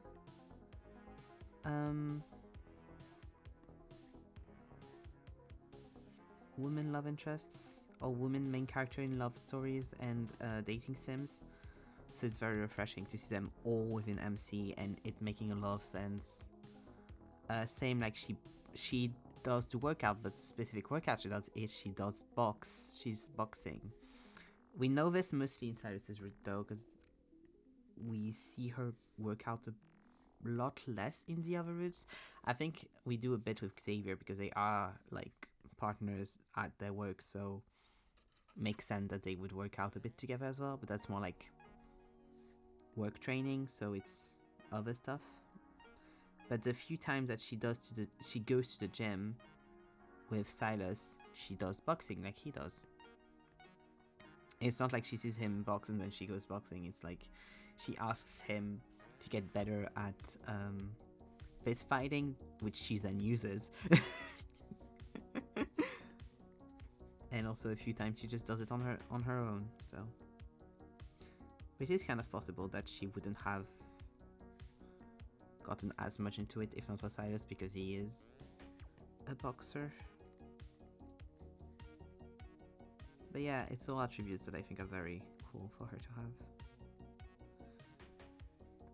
And make her such an actual character and not just the person whose this whole plot is happening to. And she's extremely proactive as well. Like she consistently continues to go left to right, all over the place, to go and get information about what's happening to her, what's happening to the people around her, and everything. So it's very, very cool that she's not just a kind of object that then the guys around are like, oh my god. No. And that's why I think as well, like most of the time when she runs into the love interest, it's like by accident. They just run into each other, or she's going to go get them for investigations where she's like, you must have info about this because this makes sense because of X, Y, and Z. And that's why I think it's very interesting that depending on right now the part of the story that we're in, of the main story, it's like depending on the investigation that you choose to do within the three of them, you decide to pair up with a different guy. And that fully depends on which investigation on Ethicors you want to do. So it's like her being very intentional about who she spends time with and stuff.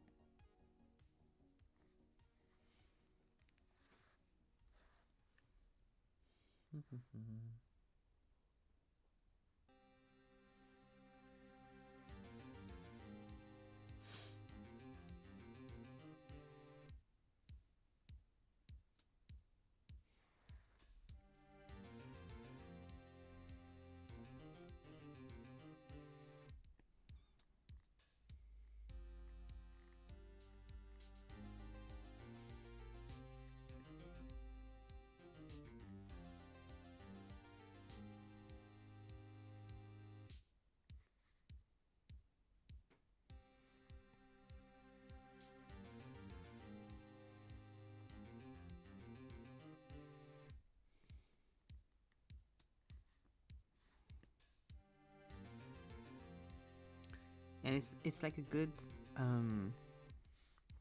balance as well, I think, because it's not like she's hyper masculine either. Like, she's still very much very feminine within the way that she is presenting and everything. And it doesn't feel out of character with how she is in stories.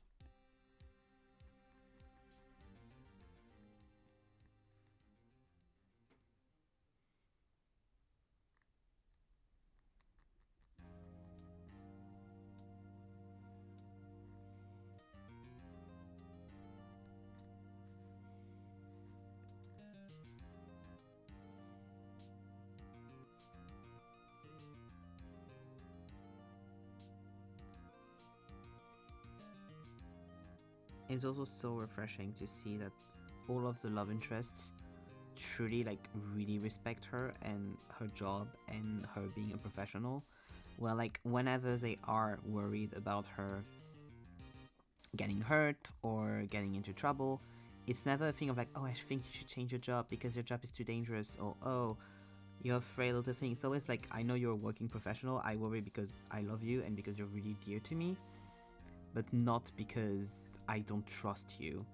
And even in instances where they don't want to put her in danger, especially with Sylus, and she's like, I don't care, I'm coming. They see it usually in the end as more of a welcome kind of thing, and like a, okay, well, let's go then kind of thing, rather than a like, you shouldn't come, it's too dangerous kind of thing. Which is refreshing. Because they're like, yeah, of course, it's literally your job, it makes sense, you can do your job, it's just that the job is dangerous, so it makes sense to be worried about it sometimes.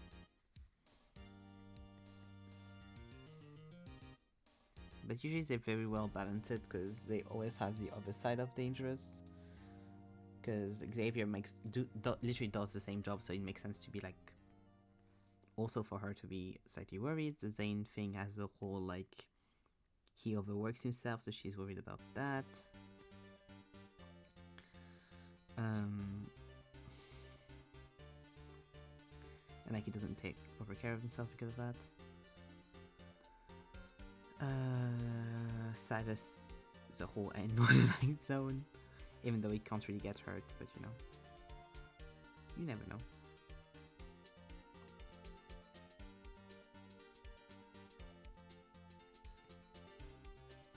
And Raphael doesn't really have that as much. I guess we got the whole thing of like, he's someone, some people are looking for him, but it's not really talked about that much. But also Raphael is the one that's probably the least worried about her in that kind of like storyline, so it doesn't come into account.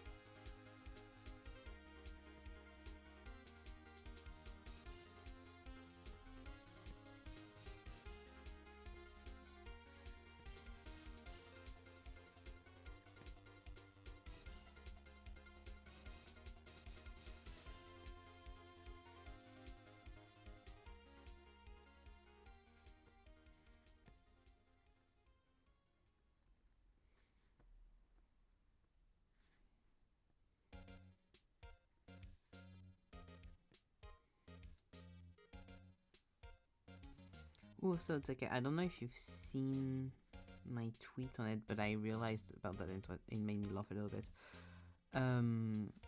So I did a fan art of Antoine's character, like streamer Antoine, of course, characters in the new TTRPG thing he's doing. And I posted and stuff and got a little bit of love on Twitter, and DM from Table Quest, so the show, has retweeted it. And then I got a DM from the actual like official account of the show being like, hey, we're showing fan arts. We're going to show fan arts on the show. Do you mind if we show yours? And what name should we put it under and stuff? So I gave it, and it's all good. It's all fun. I saw it was too much French. I called. Very valid, very valid. So very sweet, very nice. And made me realize that this is going to be the second time that technically Antoine sees me do fan art of his character on a thing. Because QSMP and now this. So I'm not, like, he's not going to remember my username, but I'm starting to collect. I'm starting to collect and having me more and more aware of my art, and I love this. Because he doesn't have Twitter anymore, so hopefully he'll see the fan art though. He says he likes fan art and stuff, so. Because he had liked some of my QSMP fan art back in the day. I don't think he liked this one. I did add him in, I think, in Sasori or something, but I don't remember. But yeah, so he'll probably if he looks at the fan art while they pass, because I don't know how they're showing the fan art. I'm guessing they're doing it during the ad breaks, because that's how Critical Role does it. So I'm guessing they do it like that as well. Perhaps he'll see it then, but I hope he will. Because I do really like the way I drew his character. I kind of want to do portraits like that of every one of the characters from Table Quests, but I'll see if because I had started a second one and then I got I stopped because I got distracted about something else, but I was like, ugh, and then I stopped, you know. But yeah, I'm excited. Hopefully, you know. Yeah, the retweet from the GM was so fucking sweet. I was like, oh, and then I got the DM and my heart stopped for a second because I was like, ah.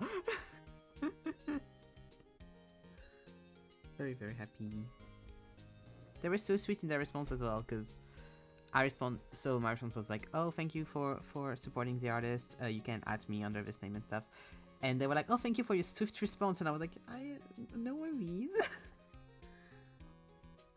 I like to be swift and efficient.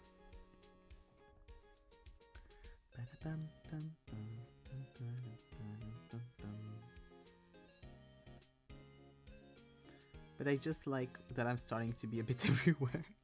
A bit everywhere, like a few fan arts over the years, it makes sense, but you know.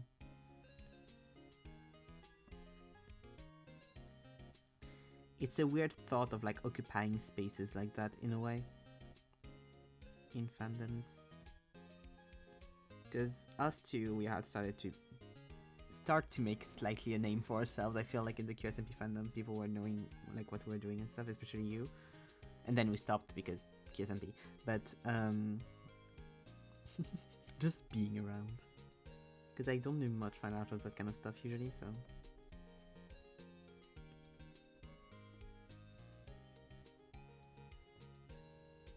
Oh yeah, you have that tenfold with your Tim Tom account.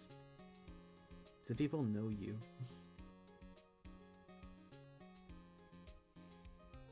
Oh, hello Sunny.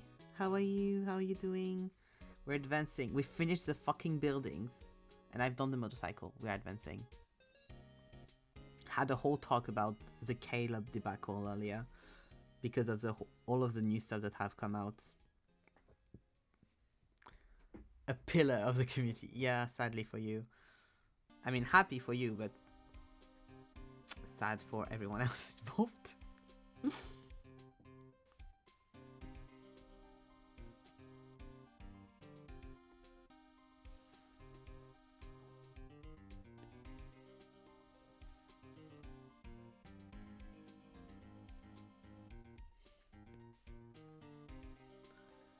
I will say, yes, do talk. I just realized that because of QSMP, because of memes and stuff, we say we say like a black king, but like saying it to an actual Spanish speaker is not the real to do. Caleb doesn't look too bad. I don't fully agree. He doesn't look the worst, but he's too boring. I don't like the Android thing though, I don't know. The Android thing, I don't even know if it's official, because I've only seen people like talk about it, about leaks and stuff, but I haven't seen any official stuff about it. Or, except if you mean like the arm. Like the full Android suit, I really hope is just someone doing a joke and acting like it's official and it's not, because it's horrible. But the arm stuff I don't mind as much, because it's just Edward Elric in my head, and I'm like, you could do something with disability with that, so we'll see. But I was speaking of the whole brother thing and the whole translation debacle around. I mean, him looking like a cyborg, I don't vibe with. Do you mean, wait. Up. Give me a second.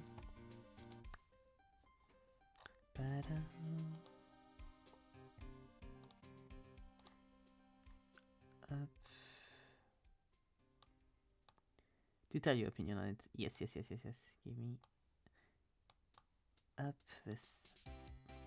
Did you think he looked like a cyborg in this? Yeah, I showed picture.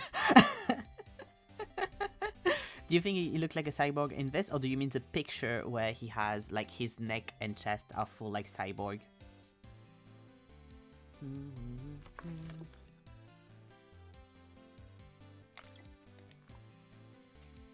He looked good there. Okay, so you mean like the... Yes, I see what you mean then.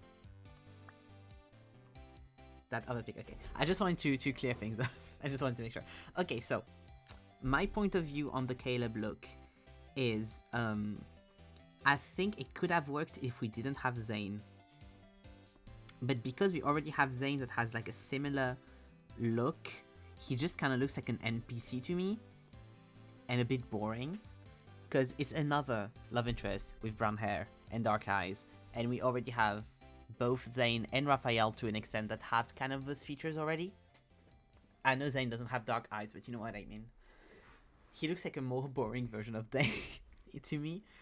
And he looks like kind of a mix of those two characters. So I wish he was... I mean, that would have needed to be before the rebirth of the character and stuff, but I wish I had either made him like ginger or like with a different haircut that doesn't mimic the haircuts we already have.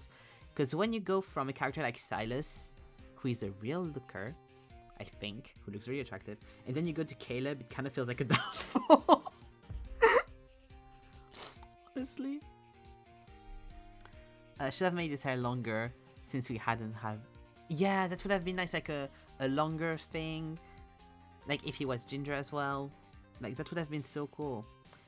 At some point I was like, oh, maybe glasses, but that wouldn't work. He's a pilot, so he can't have glasses. He needs to have good eyesight.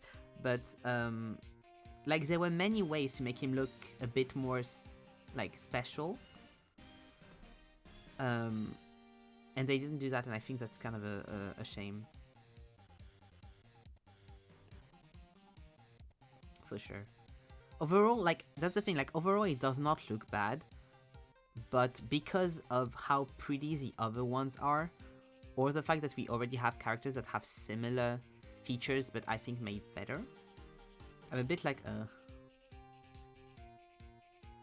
like, if he was the only character that has those features, I'd be like, oh yeah, for sure, because I do like darker hair and stuff, but, since we do, it's kind of like, well... Welcome. Here's the table. My major issue is the lore. Oh, same.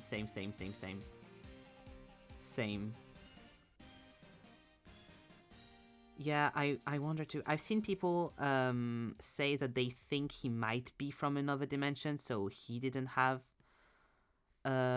his full childhood with MC, but then that doesn't change that MC did have that. I've seen people say that maybe, like, the... because we don't know that much about him, which makes sense, but say that maybe he was... like, the memories are fake or something, because there's a whole thing in the... Chinese, Japanese, and Korean version that are like, I'm not your brother. Like, meaning, like, I'm not your brother anymore. Did you really think I was your brother or something like that? And like, the only language in which it's not that is English, because in those languages MC does call him a variation of Big Brother that usually is also used to just mean something else and not just Big Brother. Like that sometimes you can use for your boyfriend, or sometimes you can use for just your close friends and stuff. Or like as a respect thing. As you know, I'm sure. So that line makes sense with that. So it's a lot of people like talking back and forth about it. I don't like the lore in general. I think it doesn't matter if you broke the official adoption or whatever. If you've lived like your whole childhood with someone as your sibling, you can't really come back on that by just breaking an adoption. And I've seen a person that was a Chinese American talk on it, being like, a lot of Chinese people don't really know what it's like to be a sibling, because like to have a sibling, because of the whole like single child, law since 2016. So that might also like take a part in that, because they then wouldn't really see always that relationship as sibling like. It's so weird. I feel like I've seen people being like, in fault, have tried to come back on the sibling thing, which they can't really do. And that's why they just call him childhood friend in English. I think they shouldn't have made him a pseudo sibling. Oh, same. I really wish they didn't.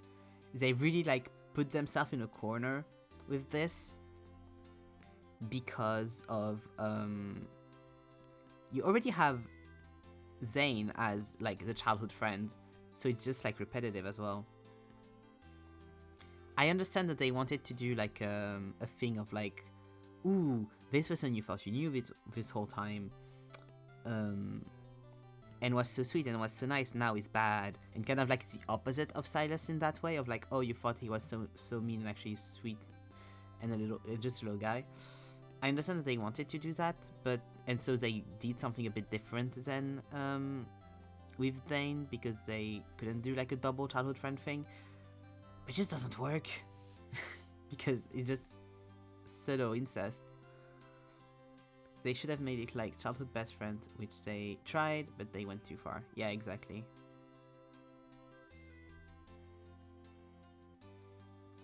Very, very much so.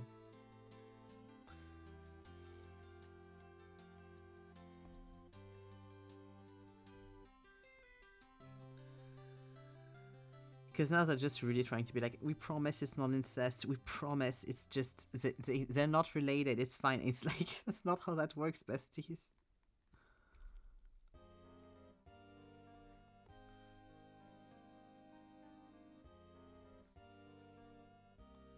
I'll change it in my headcanon, yeah.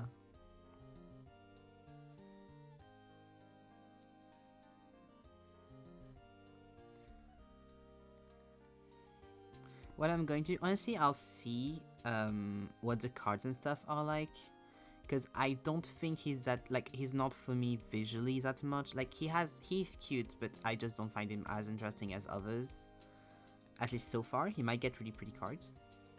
I'll see what his myth is, I'll see what that whole thing is, and I'll try to enjoy as much as I can, but I won't go overhead to try and get his cards or whatever, so it's just going to be a good buffer to get more crystals for the others.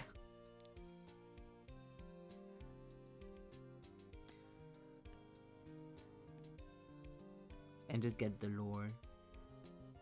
Because like, after fighting so hard to get my little Sylus card, like, I am so happy to have a buffer with him so that I can get my stuff back up.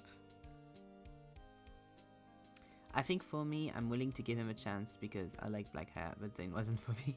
That's very valid. I mean, I'll give him a chance. I'll give him his chance. Like, I'll see if I like him and stuff. Because the thing is, I liked him in the text conversation we had with him, but I didn't like him in the real life conversation we had with him. Quote unquote real life conversation we had with him. I felt like it was a bit pushy maybe. And also he was very like brotherly and things. But I will like, I'll do like I did with Raphael, I'll do what I did with Xavier and stuff. I'll give him a chance, I'll do his card, I'll read his story, and I'll get all the lore I can. Because I do think... Thank you, Sunny. Because I do think they can make it really, really interesting with his power and stuff. I think his evil is really cool. And so I'm very interested to see what they do with that.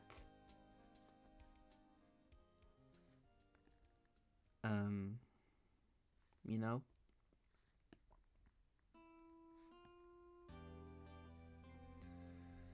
So, like, he has potential, but it depends what they put in.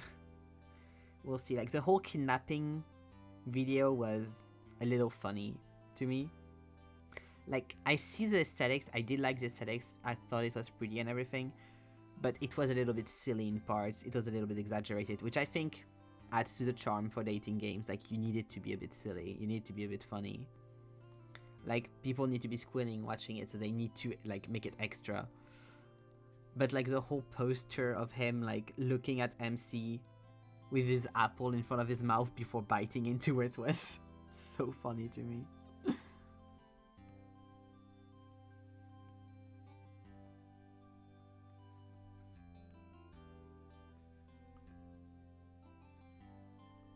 I was like, Caleb is starting a fucking C-pop band. He's back from war and now he's starting a band.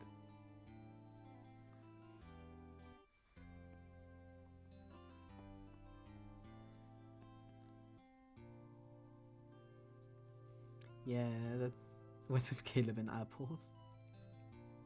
Ryuk, yeah, that's truly... I thought of Ryuk when he was eating his fucking apple. I think it's the whole, like...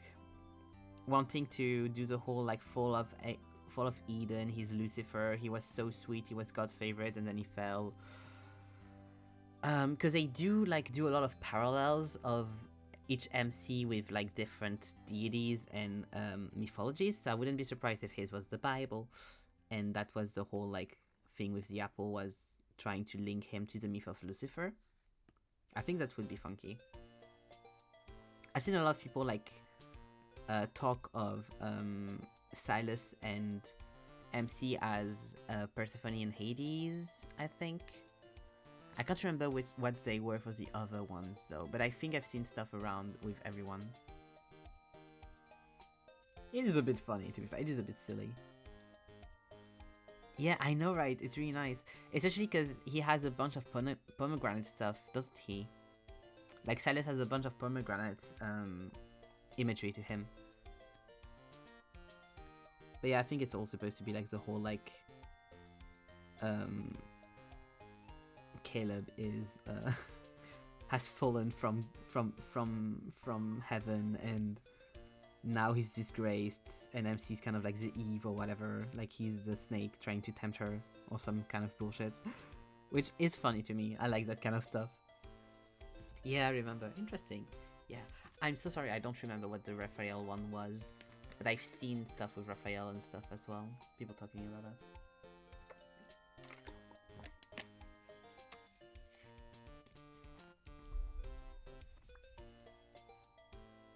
I mean, he's a sea god. Yes, he is. He is, definitely is. So I'm sure something, yes.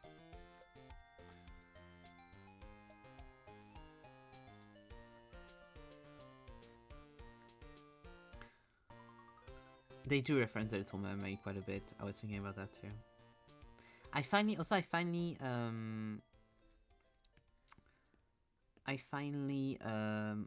read the whole most recent like mission you do with him in the like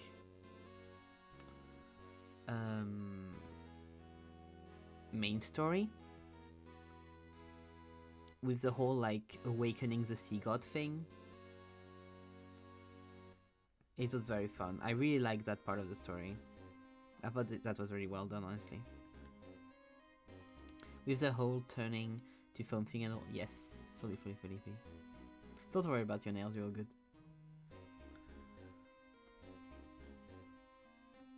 Did I see that? I don't know. I don't know if you saw that.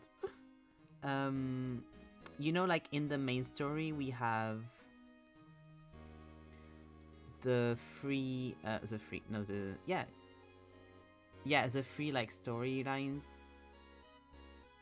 where he almost sleeps empty in the water. No, it's not one of the cards. It's in the main storyline. I mean, it is one of the cards because you get the card for free with the event, but you have Xavier story. It starts with the Zane stories, and you have the Raphael one, then you have the Xavier one. It's just after this big Sylus goes to a 109 zone thing in the main story.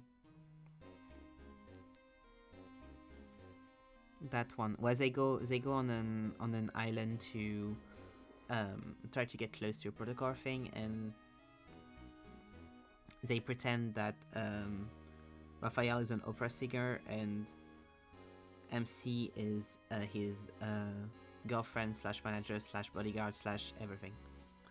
I was pretty sure it happens in the main story. Yeah, then yeah, okay. Yeah. I don't know if it does. I don't think it does. I think the living here in the water thing, either I'm misremembering or it's something else. But I do think it's one of the cards, because I think I've seen around, but I've seen stuff about it around, but I don't think I have that card. But I don't remember. He is great lore. But yeah, I did really like that part with the whole, like, turning to the sea god and then turning to MC being like, are you a sacrifice? It's like, okay, calm down, bestie.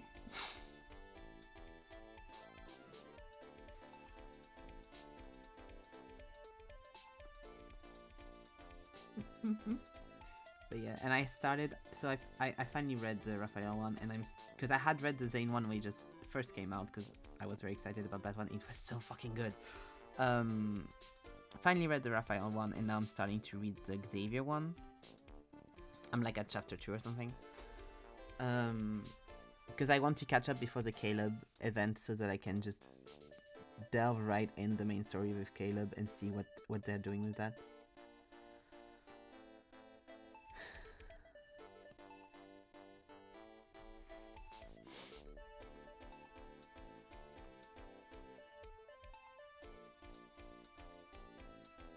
Yeah, it makes sense. Yes. I love lore. I get excited for lore. I love doing my little furies. I've realized something funny with lads is I've realized a lot of the time I really enjoy doing my little own furies and like having my own little stuff, but I don't like reading others as much.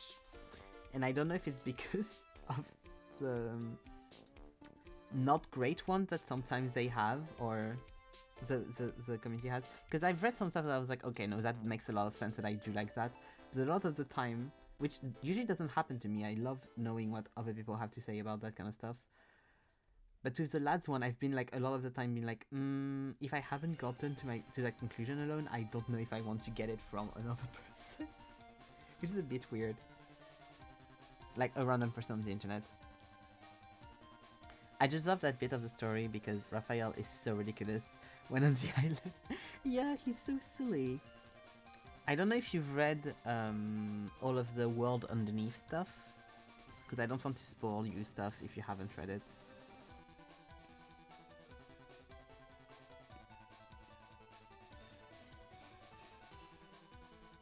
I don't think so. Okay, I won't say anything then. If you want, I can look through them and tell you which ones are Raphael's, so you just read those ones. Tell me anyway? Okay. In one of them, because the World Underneath stuff are... I think it was World Underneath. It might have been the Anecdotes. I don't remember. It's one or the other. But in one of them, you learn that Raphael used to be an actual opera singer and killed someone and then left. And that's just before he moves to Lincoln and becomes a painter and everything. And because he was with his aunt and stuff in the other town. So him then pretending to be an opera singer, quote unquote, I was like, yeah, you're pretending, bestie. You've never been an opera singer. And having that extra layer of knowing that he is actually an opera singer and did that for a while is... I love that kind of fucking detail. You don't read those? Oh, they're so good. That's my favorite thing. I mean, if you have issues with reading comprehension, I understand you being like, oh, I can't be bothered. Makes sense, cause mermaid. Exactly, exactly.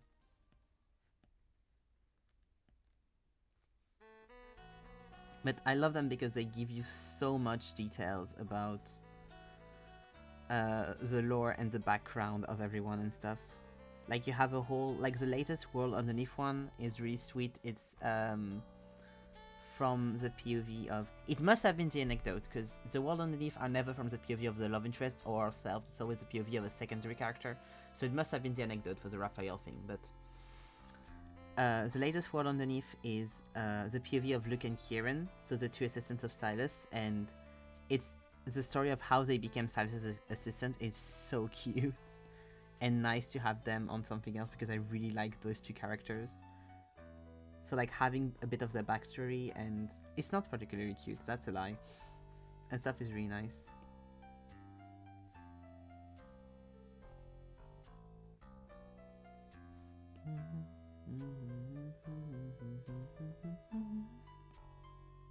But yeah, the anecdotes are world shattering. The least world shattering one is the Raphael one, honestly, because it's just he was somewhere else before and he did kill someone. But I think that's because they do a lot of his lore in the myth, with the lore of Lemuria and stuff. They do a lot of it in the myth cards, and I'm guessing they want to keep a lot of it for the like main story. But the Zane one is the whole thing with Dawnbreaker Zane, which is breaks my heart. The Xavier one, same, is very sad. The Sylus one isn't sad, but it's lore breaking, because you learn where Sylus is from and what he did just before he came to Lincoln, and it's also like, what the fuck? What? Okay. Like, when I first read them, it literally flipped the entire... what I thought, everything that I knew, I thought I knew about Love and Deepspace on its head, and it's very funky.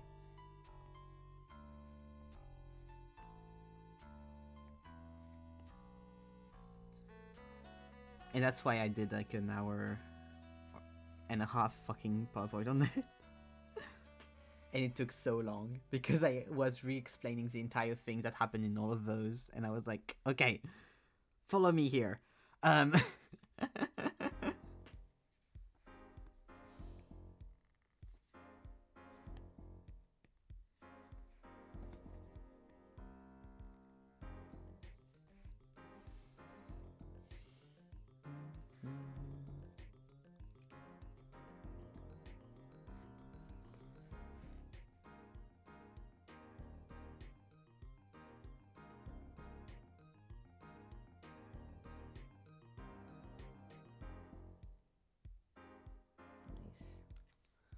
I need to hear that presentation. Wait, I'll send it to you.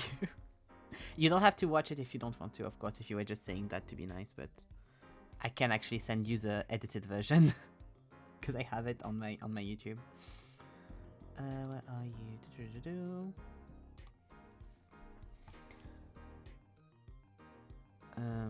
If you can't sleep at night, you just put that, I'll put you right back to sleep.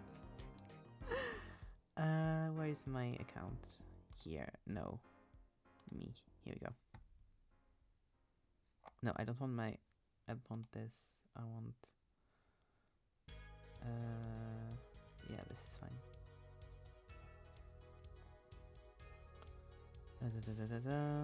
Continue. Playlist.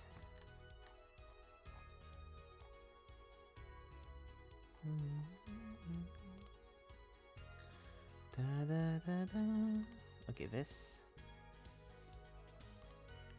Please. Here we go, this one. Partager, copier. Okay. Here we go. Discord. You're here. That's not the right person. Let's not send that to that person. Here we go. Sent you the link. Also, it can be shorter for you because I do a whole part on just presenting the app itself and the UI and stuff, so since you already know about all that, you can just skip that to the lore part.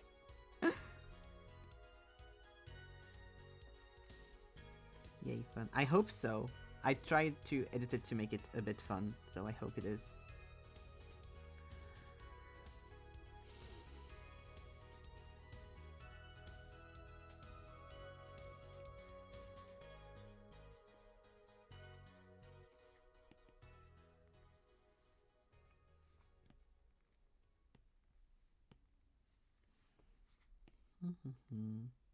I'm also realizing that I, by accident, made a fan art that can be considered a fan art of what's happened recently in the little event thing on Lads, because they have a little scene with the bike, with the motorcycle. It's not this, but you know.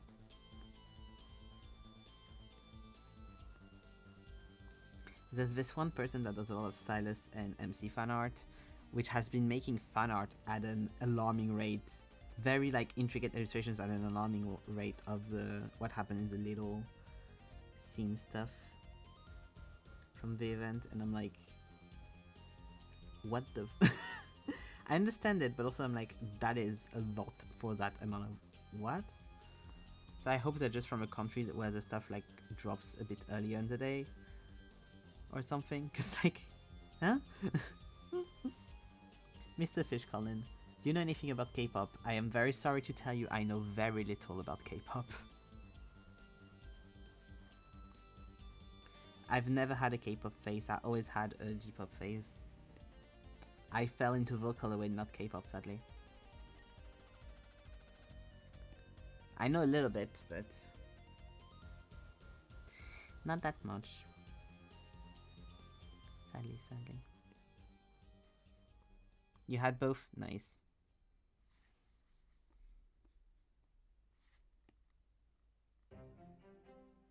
I know a bit about Stray Kids and I know a bit about BTS because of friends and stuff.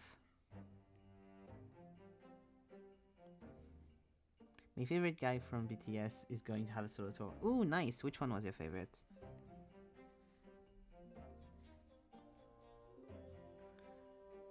And I cry because he's coming. J-Hope, nice. And I will cry because he's coming. Yeah, with that amount of like expectations and like years and stuff, I fully get that, because they've been on their like military service and everything, right? Because Helen, who you've seen in chat, when we were in high school, used to be obsessed with BTS and managed to go see them when they came to Paris and stuff before their military services when they were on tour. Very happy for her.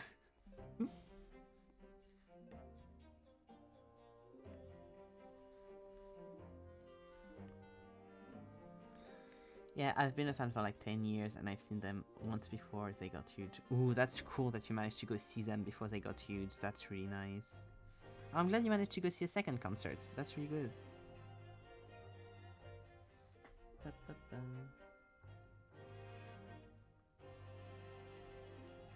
Like back in 2015. Yeah. That was the year. I hope I get tickets. Yeah, I hope for you too. I really hope. When do they drop? Because I think Helen got into it around that time as well, and I think the concert she went to was like 2018, 2019, something like that. But I could be wrong. Ready to spend, as you should. I was sad when, because they did, we don't know yet, sad. Hopefully soon. They did, I don't know if you've seen, but they did Vocaloid project, not Project Diva, that's the games, but Hatsune Miku World Tour, which they hadn't done in a very, very long time. The issue being they've changed. They're not holograms anymore. Now they're screens, and I was so sad because like I really wanted to go, but I ended up not going because I'm not going to pay for the bad screens. But I was so sad. So I hope they do a tour where they actually bring the holograms back, because like I want to see, like, seeing a Hatsune Miku concert and like in general a Vocaloid concert is one of my biggest dreams. So like, please. They suck so badly. The good thing though is that it was the year where I went to see 2 concerts, so I didn't have the budget for a 3rd one. So I'm kind of glad as well, because that way I was like, well, I'm definitely not spending on that one. And one of the concerts I went to see was, I don't know if you know her. She's very well known in J-pop, so I guess so. But I went to go see Ado. It was so good. She was incredible. She was so cool.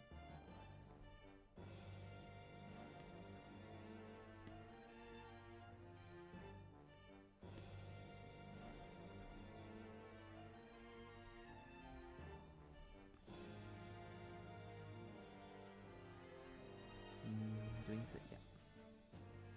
Here we go.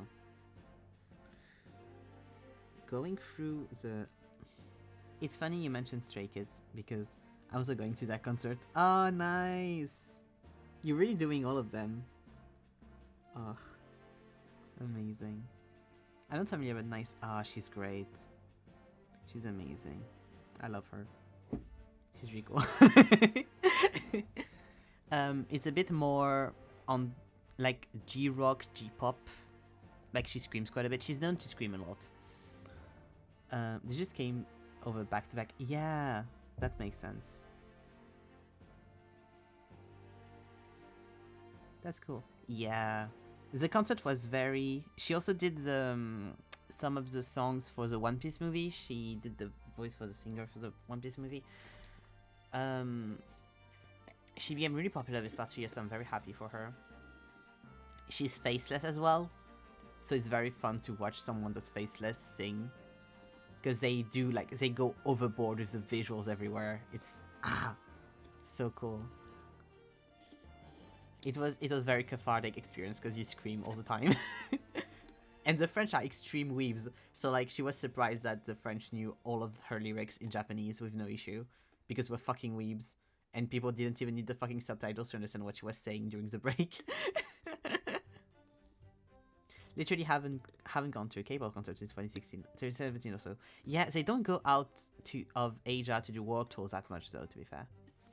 Oh yeah, I'll spell it in chat. Ado. Up, Ado. Like this.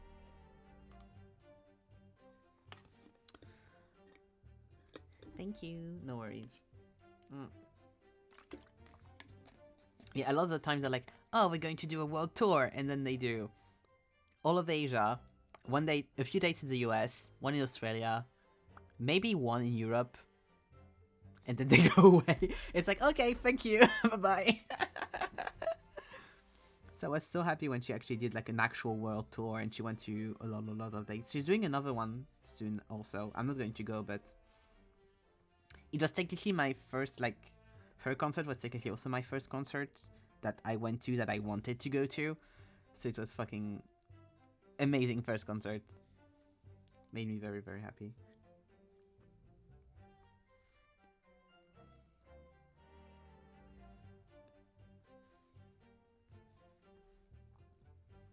Those bastards, truly. truly. It's the thing, it's like either you're a fan of groups that are too small to go outside of like Asia, or like not popular enough to go outside of Asia and make like big dates, or you love big groups and then it's hell because they're too popular to be able to get tickets efficiently.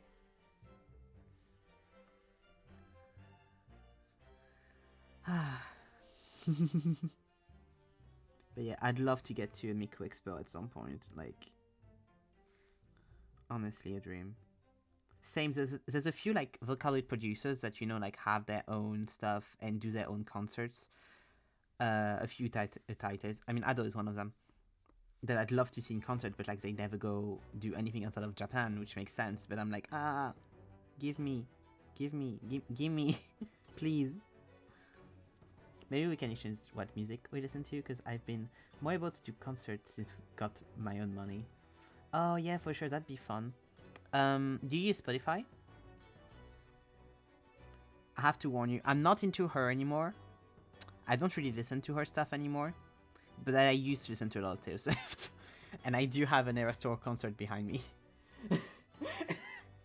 Eras Tour's concert buckets, because I went to the movie. I didn't go to the actual Eras Tour. I don't have that kind of money.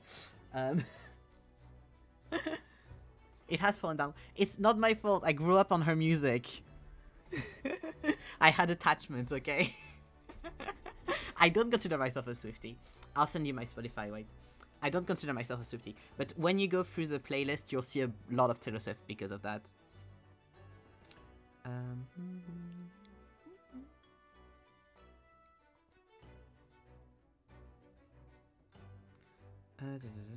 Show Spotify code.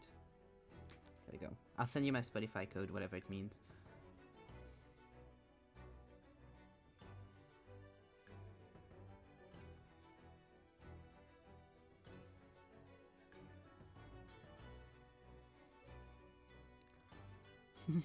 But yeah, the good thing though is I know about all of the drama and shit, so it's very funny to me.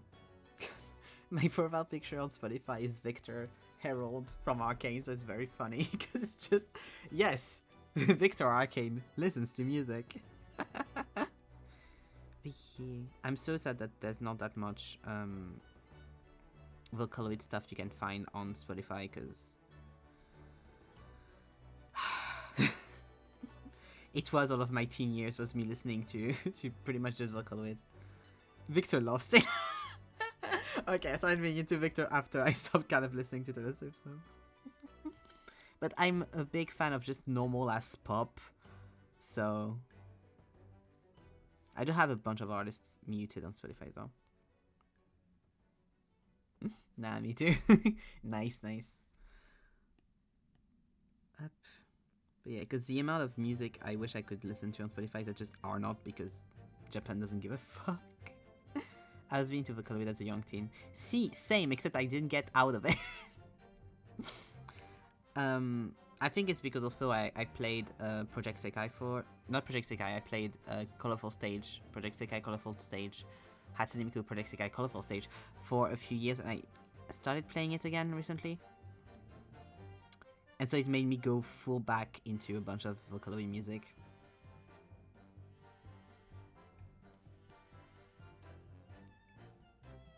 They just don't do it like Vocaloid does it. Like, what other artist does full... I mean, I know some K-pop do, but does like full-fledged storylines through songs, through different like songs and stuff.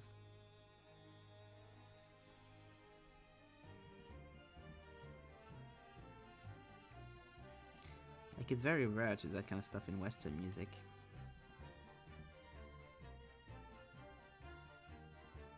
I feel like the only one artist I can think of that did that, I really don't want to listen to her music, so no thank you. But yeah. Also, you'll be able to see on my Spotify that I've been very into Epic the Musical recently as well.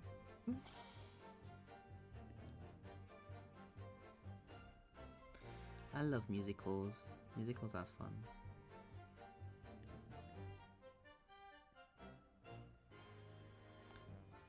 Wait, so I'm not too versed in Spotify. Honestly, me neither. I thought I could just send you a link, but it gave me this. I don't know what you do with it, though. Not gonna lie. I just looked at it, I was like, I don't know what this is. What do you do with that image? That's a good question. Wait, I'll look on my stuff. Add account? Is that this? No. Bye-bye. Let me look a little bit. Followers.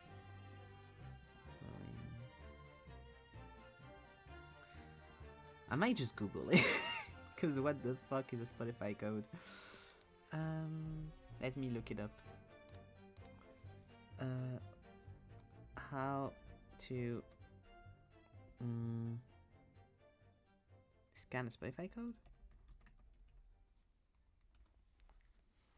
Tap search, tap the search bar, tap the camera, tap scan, point your camera as a Spotify code. Okay. I don't know if you have the convo on your...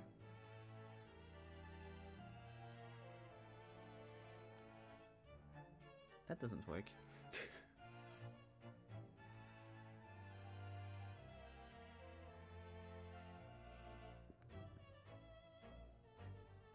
Oh, like that. Okay, I see. Can you see the thing on your computer, or can you only see it on your phone? No worries.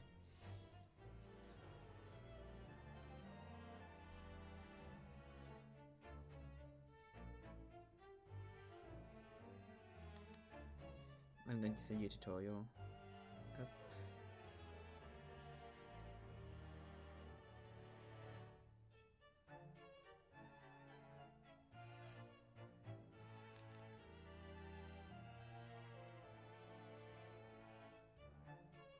Here we go. I'll just send you that. Up. Yeah, gotta do something. Yeah, don't worry.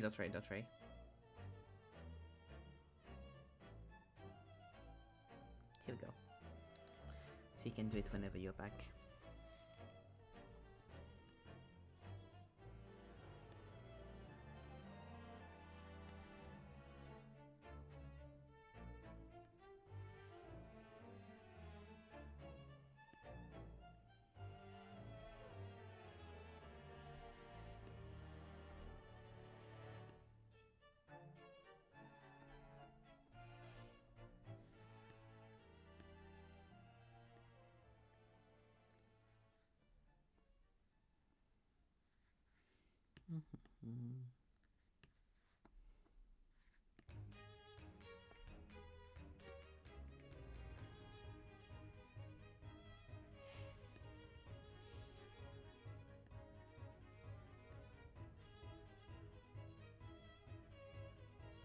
Go.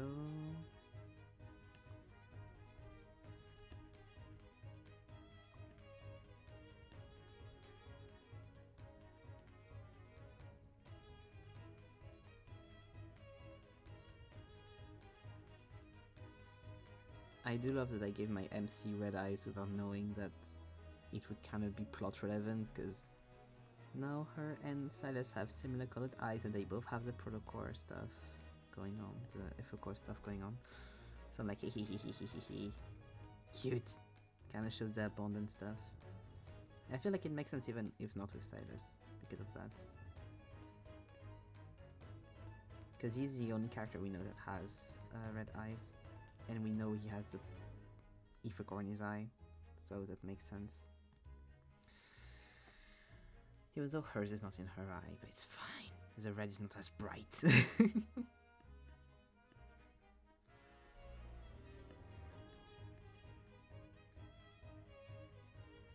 I'll do it right. Yes.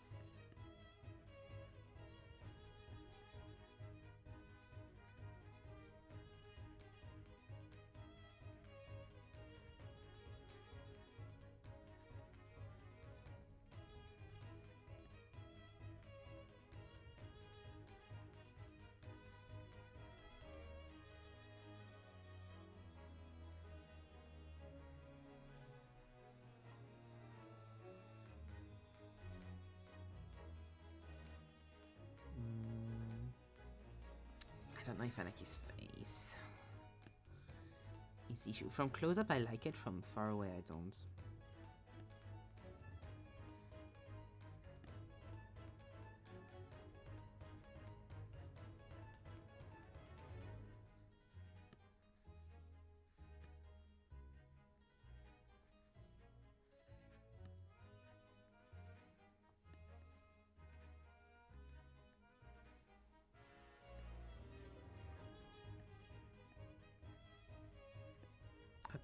So. Up.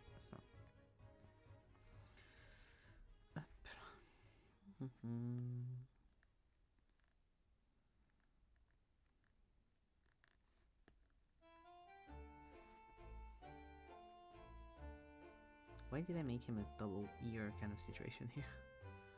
Yeah, I did a weird thing. Wait, up. Here you go. Get your normal ear, sir, please.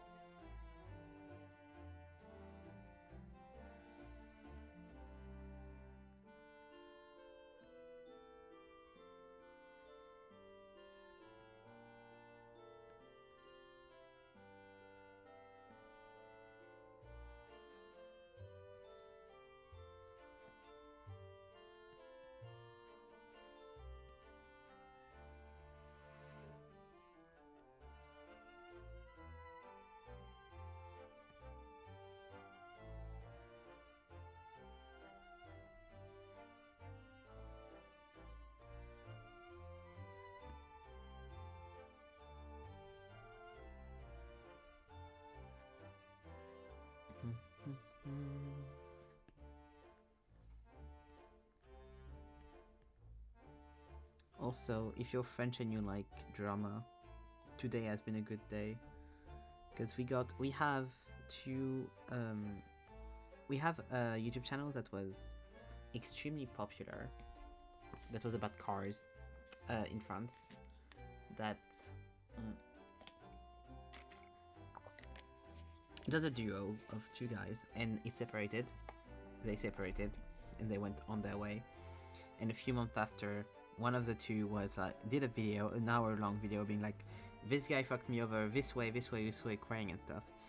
And now it's been like 6 months later, and the other guy didn't want to say anything about it, but he got tired of the harassment, and so now he's made an hour-long video explaining why everything the other guy says in his video while crying is bullshit. With like all of the proof and all of the like receipts and stuff. And I don't watch either of them. I don't care for car stuff, I really don't. But I have to say, it is extremely entertaining to watch. So if you like drama, I do recommend. It is extremely satisfying to watch.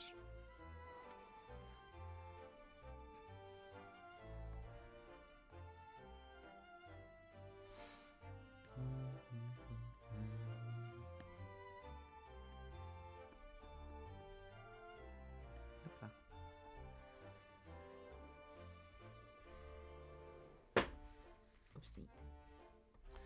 I mean, oopsie. It's just the chairs that creaked. Yeah, I think I should have done the nose a bit smaller, but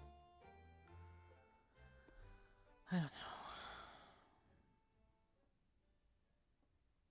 It's a bit too late now, sadly. Maybe when I don't know, I feel like the head should be maybe a bit... No, the head seems...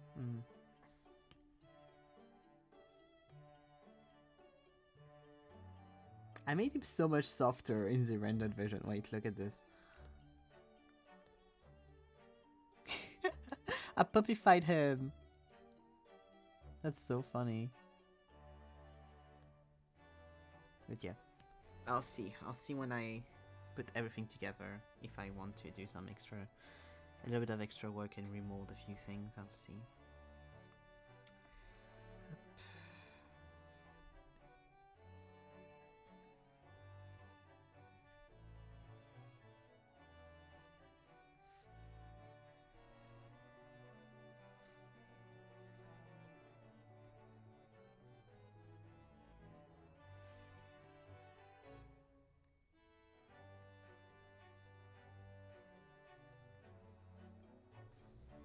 Da-da-dum.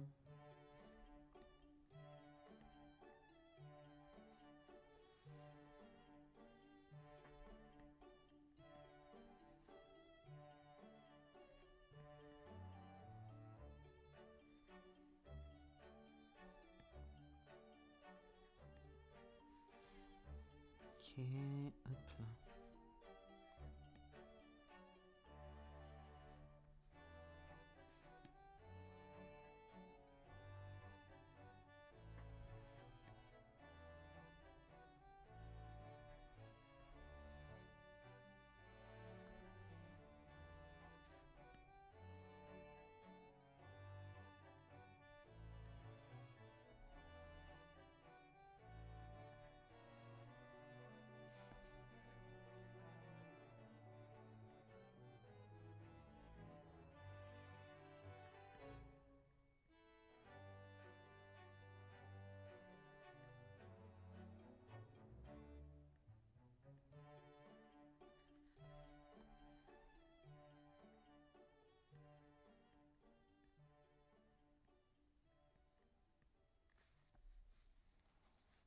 Here we go.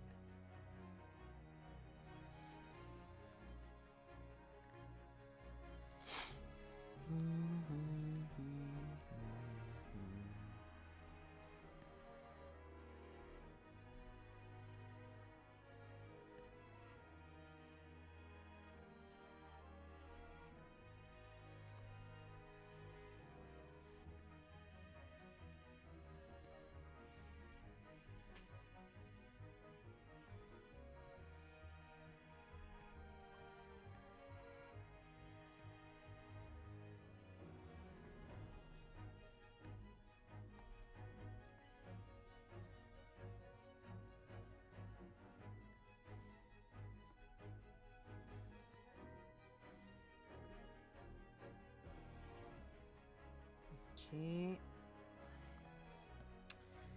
Now we get to MC. My MC. This will be the first time I do an illustration that's like fully rendered with her in it. Because I've only done sketches so far of her.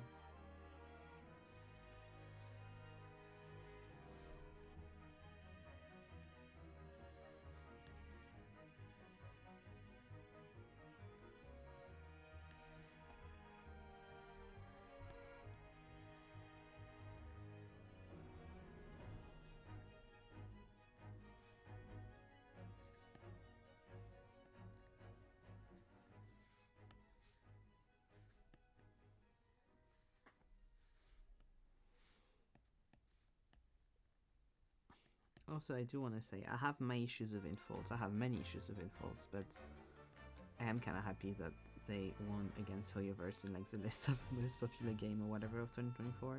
I won't see what the I'm not sure what that list was for like mobile games, and like they got better numbers than Honkai and other Hoyoverse games. This would be nice, even though everyone's like, oh my god, they're all gooners or whatever. Shut up. Let people have fun. It's fine.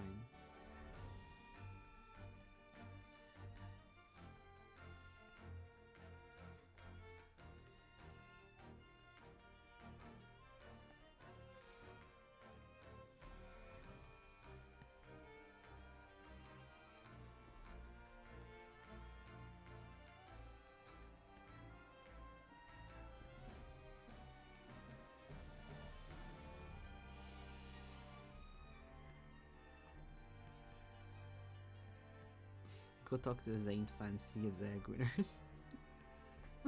I still love the fact that the Zane fans, like at some point, there was a poll or something, like they made a lot of polls to like popularity contests and stuff, and Zane would always be really, really high, and people in the fandom were like, we don't understand because we don't see any really Zane fans on Twitter and stuff, like, or on social media, like, where are they all coming from? What the fuck is this? And then a bunch of Zane fans came out of the woodworks being like, we have real jobs, we are hardworking, we don't have time for your stuff. So they would like do all of that kind of thing, but they would never like interact in fandom culture, and so they came in being like, we are hardworking, and it was like a weird thing of like most of the people for whom Zane is like the favorite character are like people that have like real demanding job and stuff.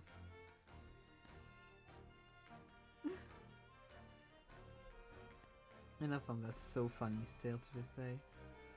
I love that little fact.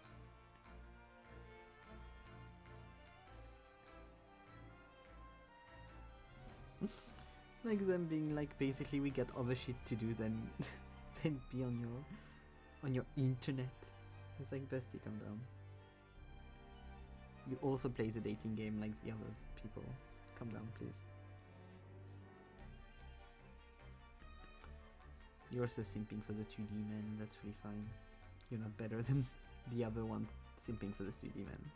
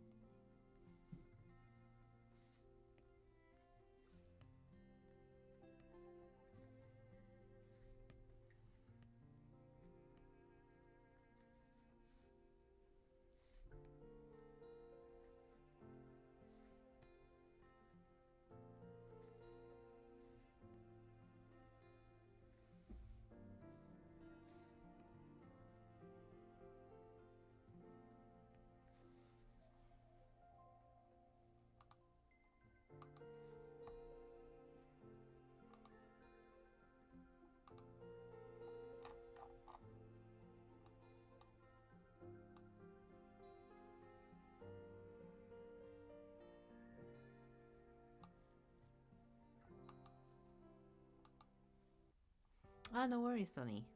No worries, Sonny. Don't worry at all. Hope everything's okay.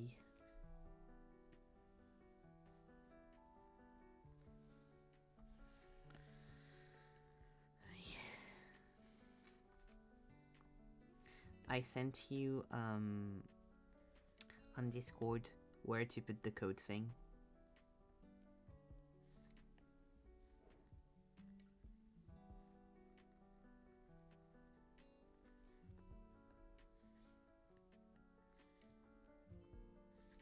But yeah, don't apologize. You're good.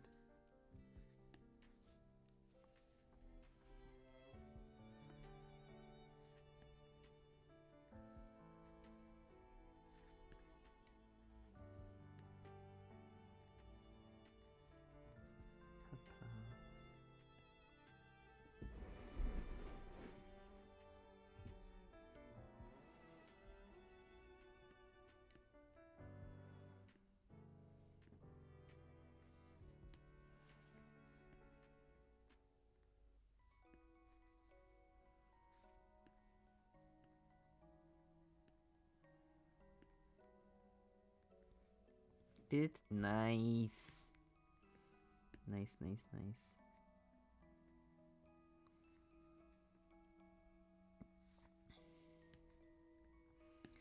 I'll add you to mine too. Should be in here.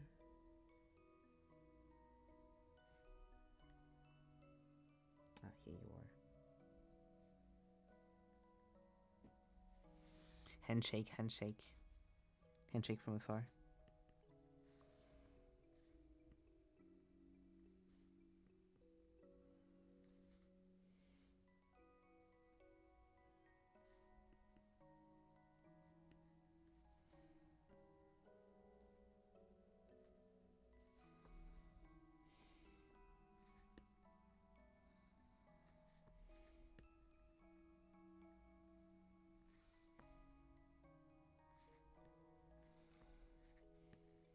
Now we can spy on each other's music taste.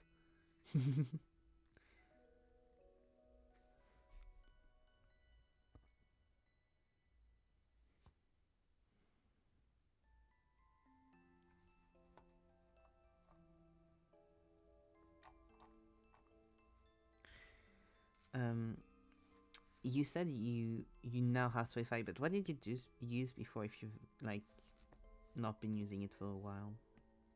Because I've been using it for so fucking long now that like it's kind of fun to hear about. I tried to get out of it and go on to something else, but it's the only app that lets me block artists. I'm in deep need of that always.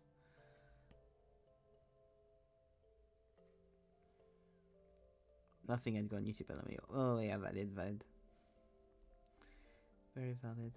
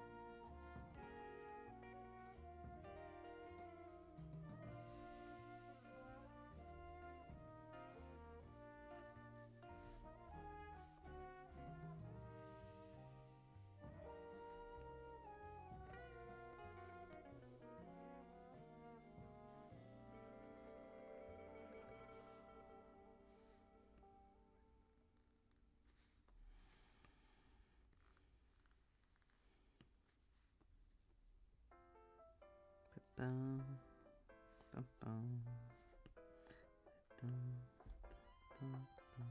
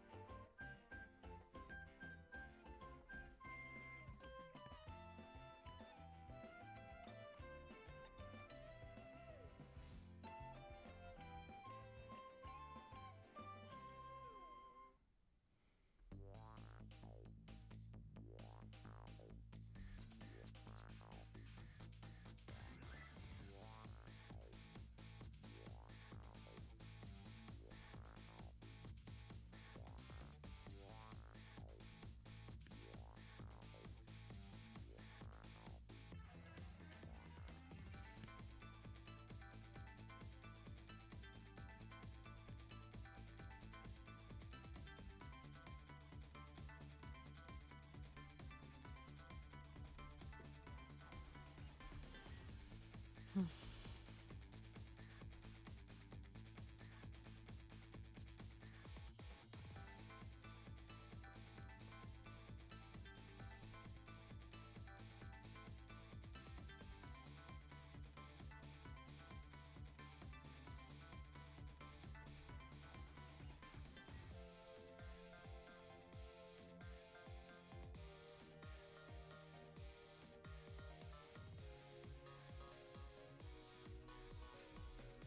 Oof, okay. I think I'm done. Interrogation point.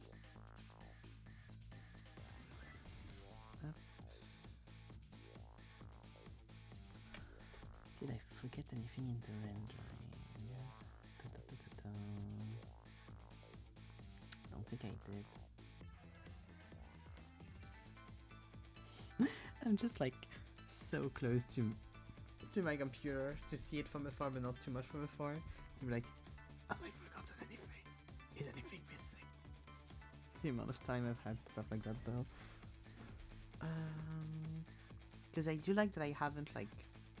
I usually would render it a bit much with like hair and clothes detail and stuff, but I do kind of like it not being too much in here.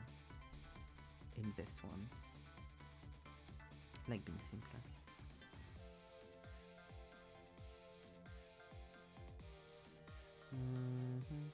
Okay, maybe we'll... Oh yeah, I know what I wanted to change that I forgot.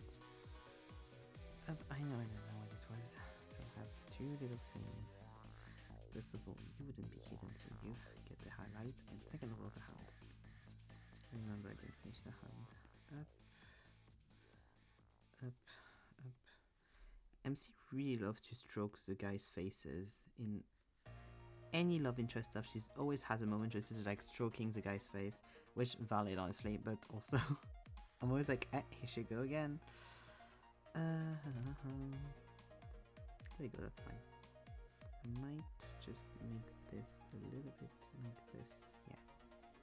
Based. Exactly, based. They got pretty faces, touch them. But yeah, I think I'm done with this. That was a lot of work. Ugh. Backgrounds will be the end of me. But now that I'm done with this, wait, is Dickett still here? Or did he go do his walk, his night walk? Let me check.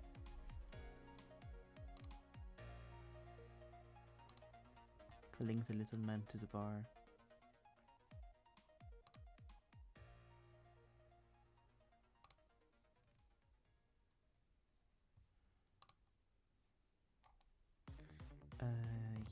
This. Dun, dun, dun, dun, dun. Well, it says it's here, but it's probably out because it's not responding.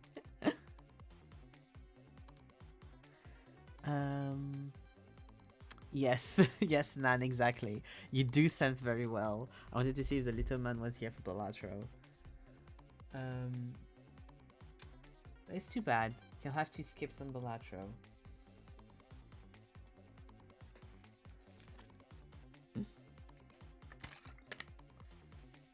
Yeah, how do we feel about like one round or two of Balatro? I do kind of want to do some Balatro.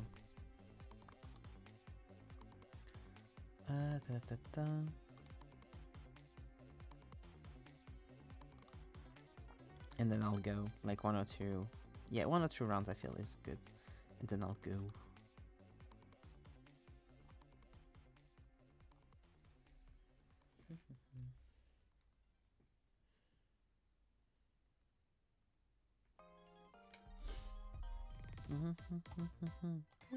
Okay. I made the thing appear on rhythm with the music, but he just came home. Amazing. Amazing, amazing, amazing. Okay, I'll leave that on screen for a little bit more so that you can see like the final thing.